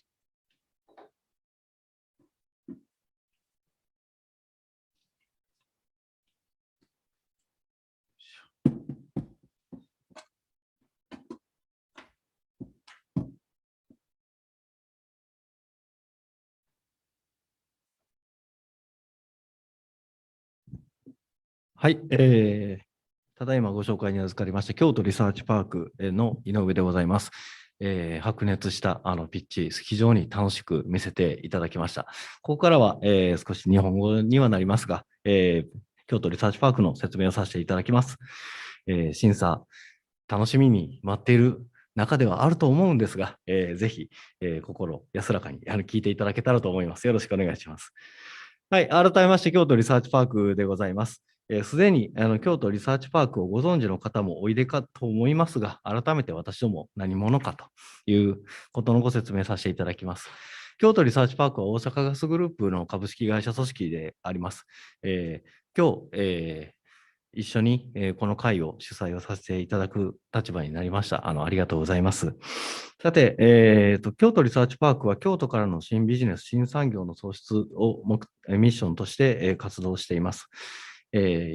今、ここで創発という文字が出ておりますが、スタートアップ企業の方々、それから事業会社の方々、さまざまなイノベーションを起こそうとする方々に出会いの場、活躍の機会を提供するということを行っております。で、簡単ではございますが、場所、どこにあるのかというところなんですが、京都駅の北西約2キロの丹波口という駅の近くにございます。でそこに、関西でいうと甲子園球場 1.5 個分の広さの敷地の中に18の建物が建ってまして、500の組織、6400名の方が働かれる、イノベーションが生まれる街を運営しています。33年目になりました。始まった時には少ない企業数だったんですが、今、大きい、500組織になっております。で私たちだけではなくてですね、京都にはこういった産業支援機関さんもたくさんおいでですので、公的支援機関さんとご一緒にスタートアップ企業さんの支援を行っています。業種としては、最近、ウェルネス分野、ものづくり分野に注力をしておりまして、地区内におられる企業の業種はこの分類になります。で、さて、そこで何を行っているかといいますと、さまざまなファシリティを提供しているとともにですね、ものづくり分野、それからライフサイエンス分野を中心に、コンテンツを企画、成長機会、出会いの機会を提供しております。ライフサイエンス分野ですと、グローバル展開を目指す、スタートアップさんの支援、HVC 京都というものをジェトロさん、京都府さん、京都市さんと一緒にさせていただいておりまして、すでに優秀な登壇企業の方々が、110以上、登壇されて、その後、資金調達をされると、基本的にアーリーシードステージの方を支援するようなプログラムを多く提供しております。で一方で、ものづくり分野の方々の支援ということでいきますと、今年度からものづくりプロモーションミートアップというプログラムを始めております。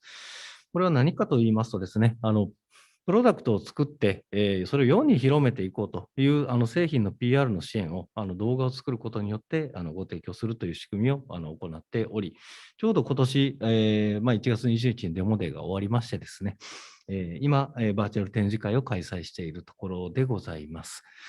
皆様、素晴らしいスペックのものをお作りになられるんですけれども、それを世の中に広めていこうとするときに、やはり今の時代、特にですけれども、動画での説明というのはなかなか欠かせなくなってきておりますので、そういったものを世の中に出すことを前提に、作ろうという支援を行っております。これは引き続き行っていこうと思っておりますので、ぜひご興味ございましたらお声掛けいただきまして、次回エントリーいただけますと幸いです。でそういったライフサイエンス、ものづくり分野のスタートアップ様の支援のほかですね、イノベーションに興味のある方々が集まりやすいイベントであったり、そういった企画を持ち込めるような会場を用意しております。また、会社を作ろうというような部活動を行ったりですね、イノベーティブな方々に活躍の機会を提供しております。京都には大学背景も多くございましてですね、38の大学があり、さまざまな大学との連携も行っておりますし、世界にはリサーチパークと呼ばれるものが約1000個あると言われております。そういった各国のリサーチパークとの提携も行っております。余談ではございますが、民間でリサーチパークを運営しているところというのはほぼなくですね、例えば海外へ展開される際に、興味のある国のリサーチパークでの登壇機会を提供するというような機会が、ひょっと今後あるかもしれません。そういったことにご興味のあるスタートアップ企業さん、おいででしたら、私どもにお声掛けをいただければ幸いです。ほぼほぼ、多くの国が国営大学運営でリサーチパークをなさっていらっしゃいます。で、こういったことをコンテンツ活動としてやっておりますが、地区内のファシリティとしては研究所、それからオフィス、大小さまざまな会議室を揃えております。京都リサーチパークでイノベーションが起こるという交流の舞台を提供していると思っていただいて結構です。皆様お気軽にお声掛けくださいませ。ありがとうございました。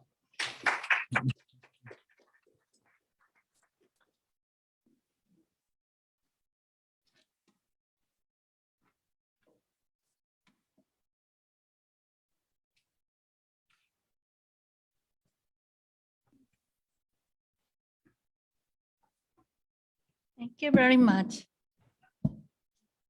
Next sponsor is 京都信用金庫常務理事価値創造本部長竹口直樹様 has speech.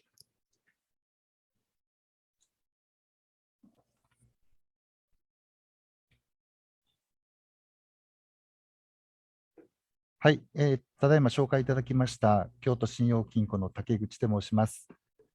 まずはですね、本日、ものづくりハードウェアカップ2022年、本当に素晴らしいプレゼンお聞かせいただきましてありがとうございました。私どもですね、京都信用金庫の取り組みにつきまして、簡単ではありますけれども、少しだけ今日はご紹介をさせていただきます。京都信用金庫は、来年創立100周年を迎えます地域の信用金庫、金融機関でございます。私たちは日頃ですね、目先の利益だけを追いかけるのではなく、地域に必要とされるコミュニティバンクということを提唱しておりまして、そのことに日々ですね、現場営業店を中心にお客様との対話をしながら営業活動をしておる、そういった金管です。地域から慕われてですね、温かい金融、温かい存在でないといけないということをモットーにしておりまして、それを実行できる、そういった職員の育成、そういった現場重視のですね、取り組みを目指しております。少し画面の方でご紹介をさせていただきます。そういったことを実行していくためにですね、一昨年の11月に京都市の、中心部です。京都の市役所のある斜め向かいに、クエスチョンというビルを開業いたしました。このクエスチョンはですね、社会課題や問い、いわゆる事業者や個人のさまざまなですね、クエスチョンを、みんながですね、ここに集まってくる皆さんがですね、一緒になって解決をしていく、アイデアや知恵を出しながらですね、協業をしていく、そういったまず場作りをですね、このクエスチョンでさせていただいています。1階にカフェ、それと夜は、今コロナでですね、少し止まっておりますけども、夜はお酒も飲めるようなバー施設を整えておりまして、2階、3階はコワーキングのスペース、会員制のコワーキング、4階にはですね、コミュニティステップスという階段型になった、ここでさまざまなセミナーであるとか、ピッチ大会、まさにスタートアップのピッチ大会なんかがこういった場で行われております。5階はですね、スチューデンツラボという場所を設けておりまして、学生、京都には十数万人の学生さんがいらっしゃいますけども、その学生に対してですね、場所を無料で開放しております。自由にですね、学生がここに集まって、学生同士の交流、でまた、学生と社会人の交流、事業者との交流、ここではたくさんのですね、そういった場が創設されるということになっております。6階に京都信用金庫の支店、河原町支店が入っておりまして、あとは7階に大きなコミュニティホール、それと8階はですね、台所という称したキッチンスペースを設けております。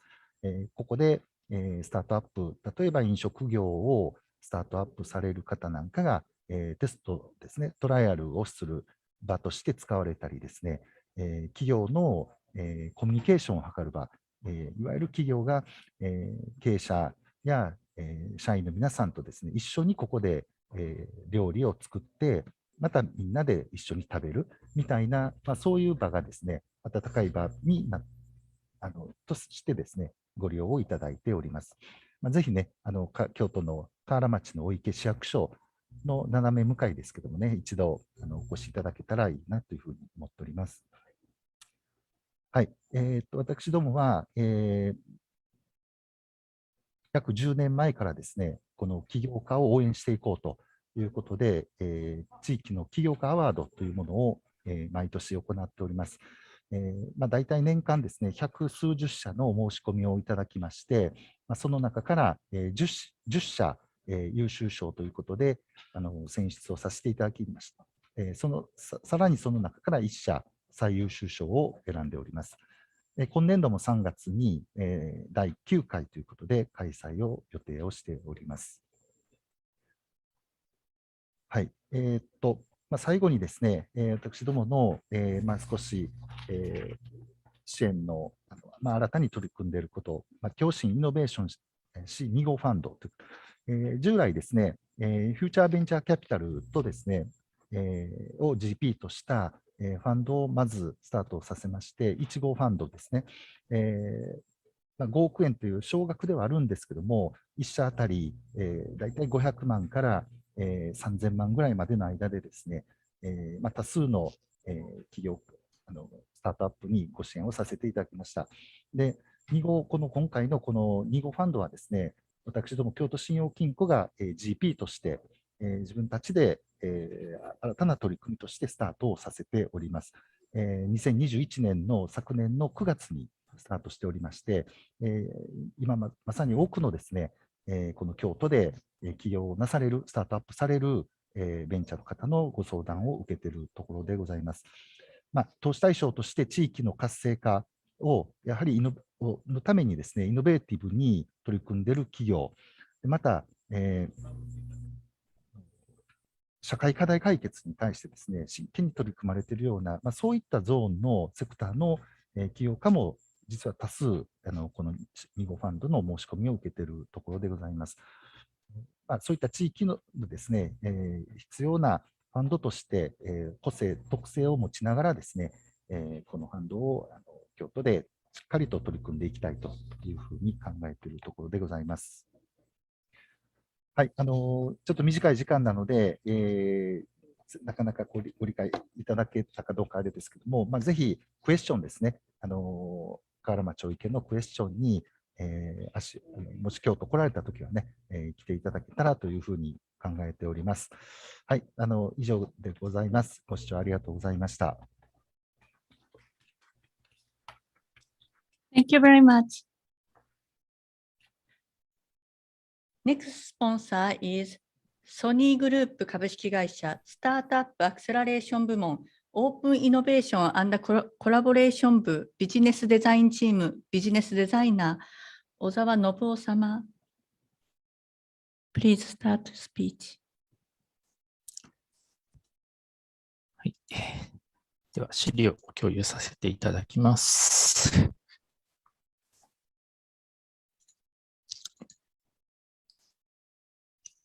はい、今、資料見えていらっしゃいますでしょうか。見えております。はい。ご紹介いただきましてありがとうございました。改めまして、ソニーグループ株式会社の小沢信夫です。よろしくお願いいたします。本日は私から、SSAP、我々のプログラムの、概要説明、あとサービスメニュー、SSAP の特徴、この3点に関して、触れさせていただきたいと思っております。前段ですけれども、これまでですね、早朝から非常に熱のこもったピッチを楽しませていただきまして、誠にありがとうございました。はい、この後の結果も楽しみにしております。はい、じゃあその前にお時間をいただきまして、SSAP の、概要説明に入らせていただきます。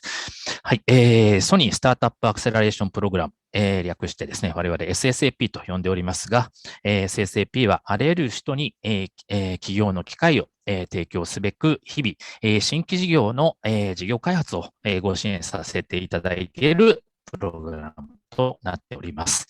もともとは2014年に、ソニーの社内の活動として始まった、サービスでありまして、2018年からはそれまでの、知見ですとか経験をベースに、ソニーの外の社外のお客様に対する、ご支援を提供させていただいているというサービスになっております。はい。こちらのですね、スライドですけれども、SSAP の活動サマリーとなります。SSAP を、一言で申し上げますと、お客様のアイデアや技術を最短距離で、社会実装に導くというサービス展開をさせていただいております。この最短距離でというところがキーワードでして、新規事業開発はどうしてもですね、リソースですとか、ノウハウで、十分でないという状況、現実があるかと思います。その現実に対してですね、SSAP は、我々のアセットですとかソリューション、リソースを提供させていただくことによって、お客様のアイデアや技術を最短距離で、社会実装に導くというお手伝いをさせていただいております。はい。続きまして、このチャートですけれども、我々の事業化実績でございます。これまで18の事業を世に出してきたという状況です。我々、ソニーですのでですね、お客様からは、やっぱりB2C 系のハードウェアソリューションが多いのではというようなお問い合わせをいただくこともあるんですけれども、実際はそうではなくて、B2B 向けのソリューションサービスですとか、アプリケーションの展開です、なども含めましてですね、非常に幅広い新規事業開発をご支援させていただいているという状況です。はい。続きまして、こちらがですね、社外のお客様に向けたサービス提供実績になっております。非常にありがたいことに、これまでですね、150以上のサービス提供実績がございます。大企業様、またベンチャー、ですね、非常にサイズもですね、様々な企業をご支援させていただいております。また、ちょっと面白い視点ですと、国連などのですね、国際機関ですとか、あと様々な教育機関に対しても、新規事業開発のご支援を展開させていただいているという状況でございます。はい、続きましてですね、時間も限られておりますが、2点だけ、我々の、サービスメニューをご紹介させていただきます。SSAP の支援サービスですけれども、大きく分けまして、事業育成支援と組織開発支援の2点ございます。それぞれに関して簡単に触れさせていただきます。はい。まず一つ目の事業育成支援ですけれども、こちらはですね、今まさに新規事業を推進されている方向けのサービス展開になっております。この右側にございますのがカリキュラムの概要ですけれども、1番のアイデア創出から始まって、一番最後、10番、事業化を目指すというサービス展開になっております。もちろん、この1からですね、10まで、一連のご支援をさせていただくということもできますけれども、お客様の課題に応じて、ピンポイントなご支援というのもさせていただいております。はい。続きまして、組織開発支援の概要になります。こちらはですね、新規事業組織を運営されている方向けのサービス内容になっております。カリキュラムのいくつか、例をご紹介いたしますと、事務局運営のための必要なスキルの習得でしたりですとか、ステージゲートシステムの導入、事業アイデア、評価体系の検討などがカリキュラムの一部になっております。最後のページになりました。最後ですが、SSAP の特徴を3点触れさせていただければと思います。世の中ですね、非常に多数のコンサルティング会社ですとか、アクセラレーターの存在がありますけれども、SSAP のユニークなポイント3点でございます。まず1点目が、SSAP は現役の事業会社、ソニーグループコーポレーションが作る新規事業の専用プログラムであるということ。もう一点が、大企業の中で新規事業を生むことの大変さを自らが経験したプロデューサーによる支援であるということ。で、3番目ですけども、これはユニークの中でも本当にユニークですけども、一過性のですね、ご支援ではなく、結合を促すオープンイノベーションを推進する視点でご支援させていただくという、この3点でございます。これらはですね、他の他社にはなかなかない、本当にSSAP の特徴、ユニークな特徴になっておりますので、ぜひともですね、興味を持っていただいた方は、ソニースタートアップアクセラレーションプログラム SSAP にお問い合わせいただければと思っております。はい、私からは以上です。本日はお時間いただきましてありがとうございました。Thank you very much. At the end, 京都施策ネット代表理事、佐々木智和様、has speech.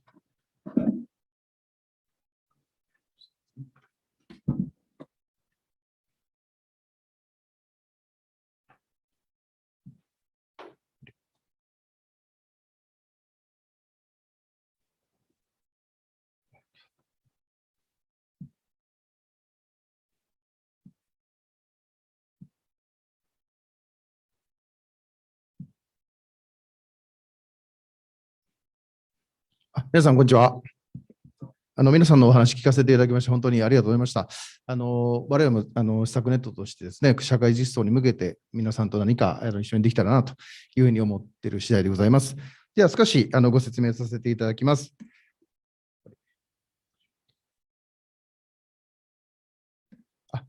京都施策ネットはですね、もうできて20年になるんですけれども、ものづくりの施策から始まりましてですね、今後ですね、今もそうなんですけども、施策プロセス、体験、その施策をされるときにですね、いろいろと頼むのにいろんなところを探したり、そういう煩わしさみたいなこともですね、施策のプロセスにあると思います。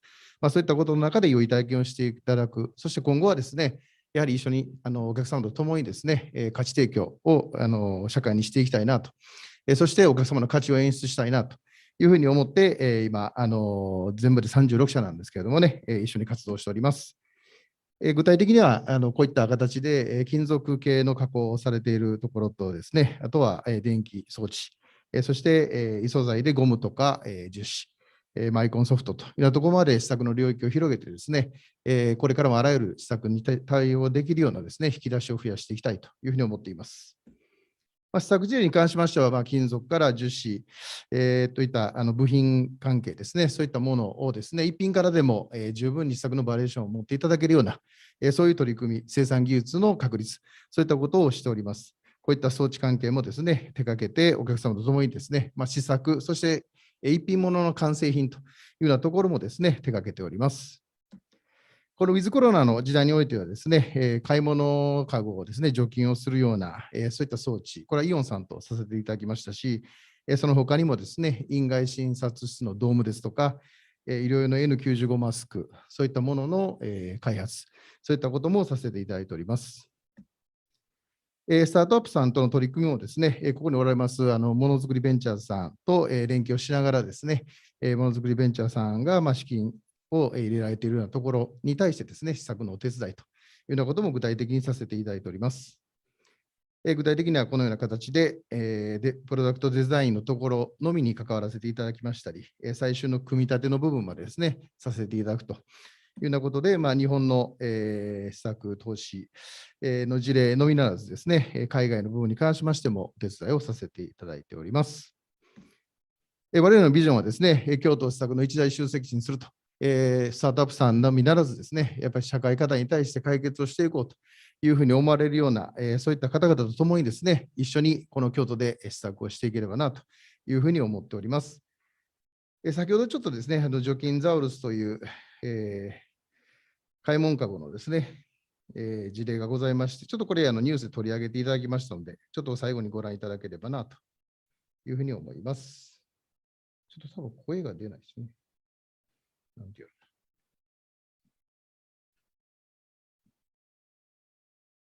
今後はこのような機械も導入されて行われます。スーパー大手のイオンで新たな感染対策として導入されたのは、紫外線で買い物カゴを自動除菌する機械です。一度に60個を12分で除菌することができます。人間がやる 1.5 倍ぐらいの処理量を考えています。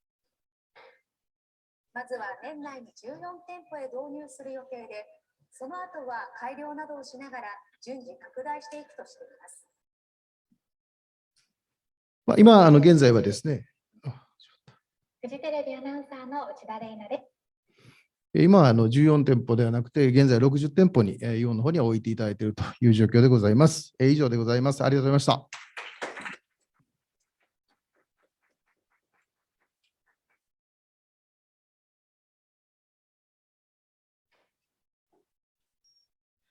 Thank you very much. Now, I hear that all judges decide today's winners.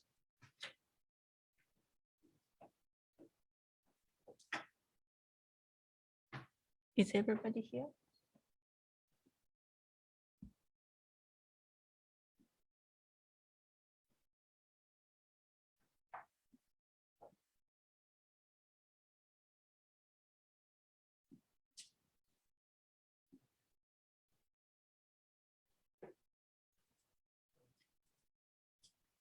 Please wait.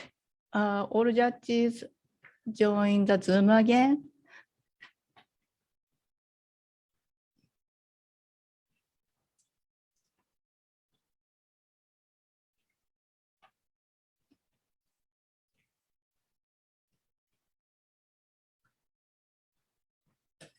Is everybody's here? Thank you very much.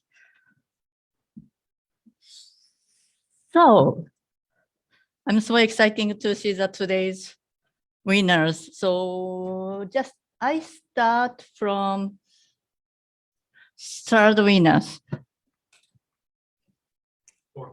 Fourth. Fourth. I didn't get the information. Okay. So. Ask Paul your nominee to announce it for you. Okay, sure.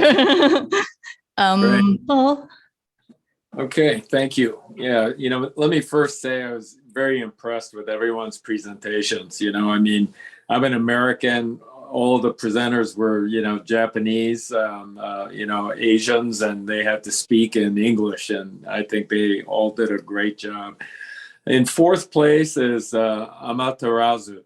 And yeah, congratulations. And I was a very strong supporter for your technology and your product. I think it's very important today with the aging farmers, not just in Japan, but in other parts of the world. ESG around climate change becomes really important. And some of the sensor technology that you represent is going to be very critical. And that's probably why you have some very good partners, that are involved in your initiative. So, I hope, I plan to continue looking at the progress of your company, and and if our paths were to cross, I'd love to support it. So, thank you very much.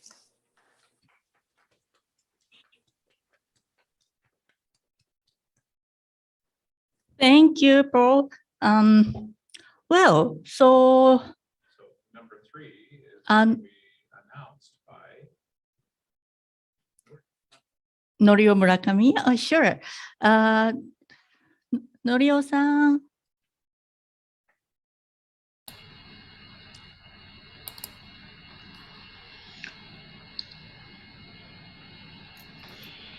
Will you announce the freelance? Yeah.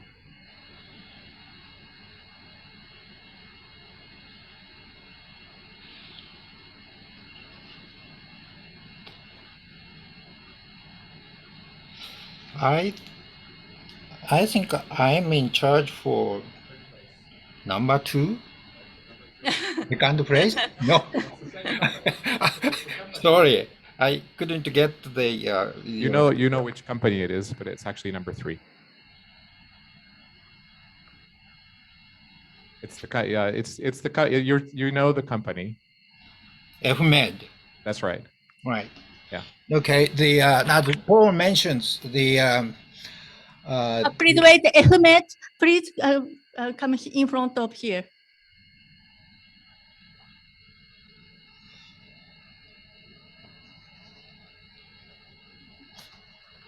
So, Norio, here's a certificate Can you put your hands up on the screen? Can you raise your hands up? Is this too complicated? Oh. So it looks like you're holding the certificate. Okay, you can't see yourself on screen. We see you. Can you see yourself on the screen here?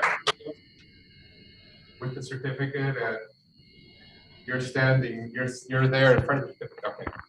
We're trying to make it look like you're giving him the certificate, Norio. You're not understanding what I'm saying. Okay. Anyway, congratulations. Norio has some comments on FMED. Okay, the FMED, the goal you are trying to accomplish is very important. Of course, the business-wise, it's a tough, area. Many hard competitors there, and they are also doing very hard work to win this area. However, looking forward to your success, even in that tough arena. Because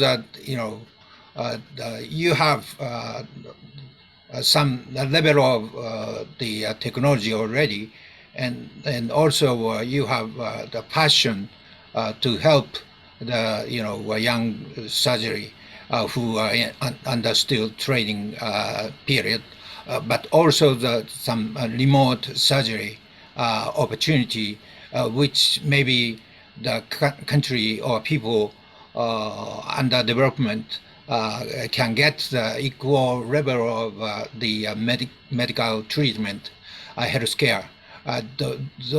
From those two, point of view, I again looking forward to your success in the future.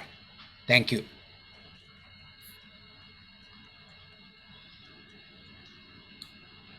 Thank you very much. So, Irana Diamond-san will have announce the second winners. Yes, I'm really pleased to announce that Elcio, the glasses company, is. Lee Junli-san, please come to the front. Figure out what I was trying to ignore you here earlier, trying to get him to look like he's holding the certificate in front of his face on the screen. You don't see what we're projecting, do you, Alana? I do. How cool is that? So, okay, can you pretend you're holding the certificate for her? There we go. Okay. Congratulations. I want to tell you how excited I am to hear about Elcio's new product. And as I told the judges, it's a huge problem that many, many people in the world have, but I have a personal relationship to it because my husband has this problem, and he bought an earlier version of your product. It was very expensive, but it changed his life. It really changed his life, being able to adjust his glasses, because he finds himself all the time in the car with the wrong glasses, at his computer at work with the wrong glasses, and being able to make those changes in real time and adjust them, I think will be life-changing for many, many people in the world. So thank you. And I want to be one of your first customers. I will commit to buying one of the first 1,000 of your first production run for my husband. So thank you. Thank you very much. So the first prize, Shiril-san, you will announce the first prize? Absolutely. So I think we're all here to congratulate Sun Metal for the first prize. Hey, Takizawa-san, please come to the front.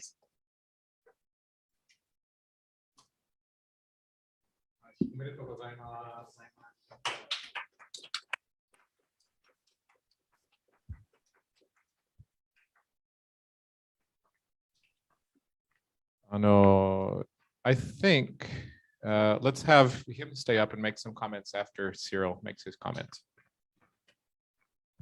Sounds good. Omerito. So my first investment ever, actually, believe it or not, was in Farm Labs a decade ago. And today feels just like a similar moment, but in metal 3D printing. And the main reason this keeps happening is because established companies have a rather unfair disadvantage in some ways vis-a-vis new players because they have lots of legacy issues to deal with, and new companies are more likely to implement and introduce new solutions to old problems. So today we're here to celebrate Sun Metal and their technology, which is about to revolutionize production volumes in particular, while expanding the types of industries to be covered as well. And when you compare the size of the entire manufacturing industry with the size of the advanced manufacturing industry today, there is a lot of room to grow. So it's great to see meaningful ventures coming out of Japan. And I wish Sun Metal and their team the best for the decade to come. Thank you. Thank you. Thank you very much, Cyril. And thank you very much for having me here today and to get this prize. I'm very honored. As Makino-san mentioned in the beginning, Hardware Ventures has very long and hard journey. And so it's a great opportunity to connect and share our progress together, especially in Kyoto. And still, one of our core industry in Japan is Monozukuri, and we are still struggling with innovation of big companies. So our Monozukuri Ventures, we have to take part of this role, and so let's have an impact on the world from Japan. Thank you very much.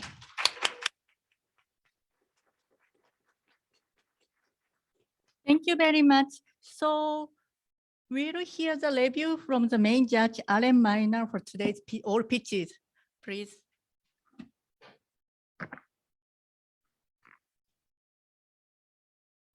So an observation that I make, people who've heard me give this wrap-up speech before, it's going to sound repetitive because every time we do this event, I say, this is the best batch of startups we've ever seen here before. And it's not just that I'm a mother who loves all her children equally. It's not because I'm a 5th grade teacher who wants their students to think they're special. It's really true. Every year, the quality of startups that we're seeing here at this event, the quality of startups that are being created in Kansai, the quality of startups that are being created in Tokyo is steadily improving. And for someone who's been involved with the startup ecosystem in Japan for 22 years now, it's very gratifying to see the continued efforts of teams like the Monozukuri Ventures team, to see the continued increase in the level of challenge, the quality of impact that startup entrepreneurs are pursuing in Japan, and to see the growth of the ecosystem of mentors, of business partners, of investors that can support them and help them realize those dreams. So the companies 1, 2, 3, 4, 5, 6, and 7. Any of you, if you had presented at this competition 2 or 3 years ago, you probably would have won. So competitions like this get harder and harder. But I want you to realize that all of you are pursuing more challenging businesses, more interesting businesses with a higher likelihood of success than your peers who were here 4 or 5 years ago. So you all are pursuing amazingly valuable opportunities. You all seem to be further along in the development of your product than startups who presented here in the past. And I can't wait to hear from Monozukuri Ventures at our occasional meetings, the progress that they're observing and interacting with you about as you take your journeys. That said, one other thing that I've noticed every year, and it's repetitive, each year there is one company that is so outstanding, the impact the company will have in the industry they're serving or for the consumption is so outstanding, and the technology seems credible. The business opportunity seems big. Every year it is true that the company that wins this contest, it's almost unanimous. Almost every year, all the judges think that the same company is the winner. Usually, and this was true this year too, I'm the one exception. I had you as number 2. I had Elsion as number 1. And anyway, so it is true. There's always one exceptional outstanding company. This is the first time I recall when listening to the presentations, I said, I want to have a follow-up meeting with these guys and consider investing in the company. There were 3 or 4 companies here this year that I want to seriously take a look at investing in. That's new. So I think it's good that this event is just once a year instead of every month. It makes you work harder to find the best hardware startups in Japan to come here each year. That means that every year the competition gets harder and the companies get better. And Japan's startup ecosystem and Kansai's startup ecosystem moves forward. So I can't wait to have follow-up meetings with several of the companies, and I can't wait to see what Monozukuri Ventures Hardware Cup looks like this year. And medal 1, take the gold in Pittsburgh. You heard me, Alana. I have a bias for our Tokyo startup to win the global competition later this year. Anyway, thank you, Monozukuri Ventures team and Makino-san, and thank you to all of the presenters for being here today, for most of you, all of you coming here and being in person, and thank you to all the judges for the great feedback and comments and suggestions.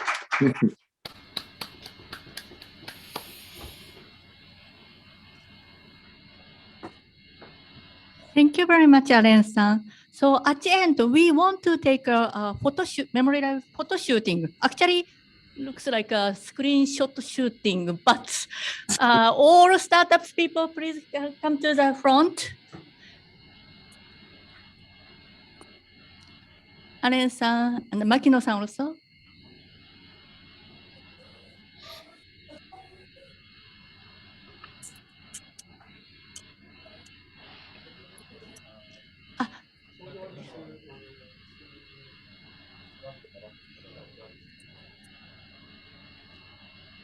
ちょっとお手数ですが、審査員が映るよう中腰で皆様お願いいたします。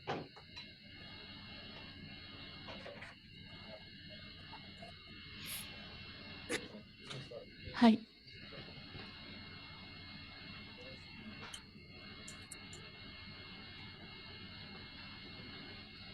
大丈夫です。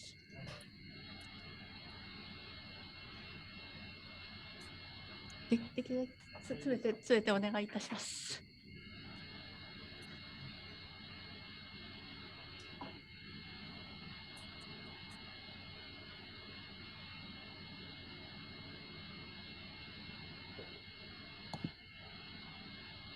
Judges, please make us smile. Cheers.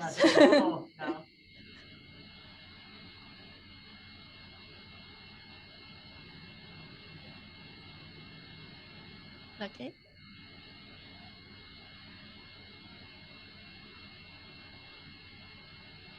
Is everybody okay?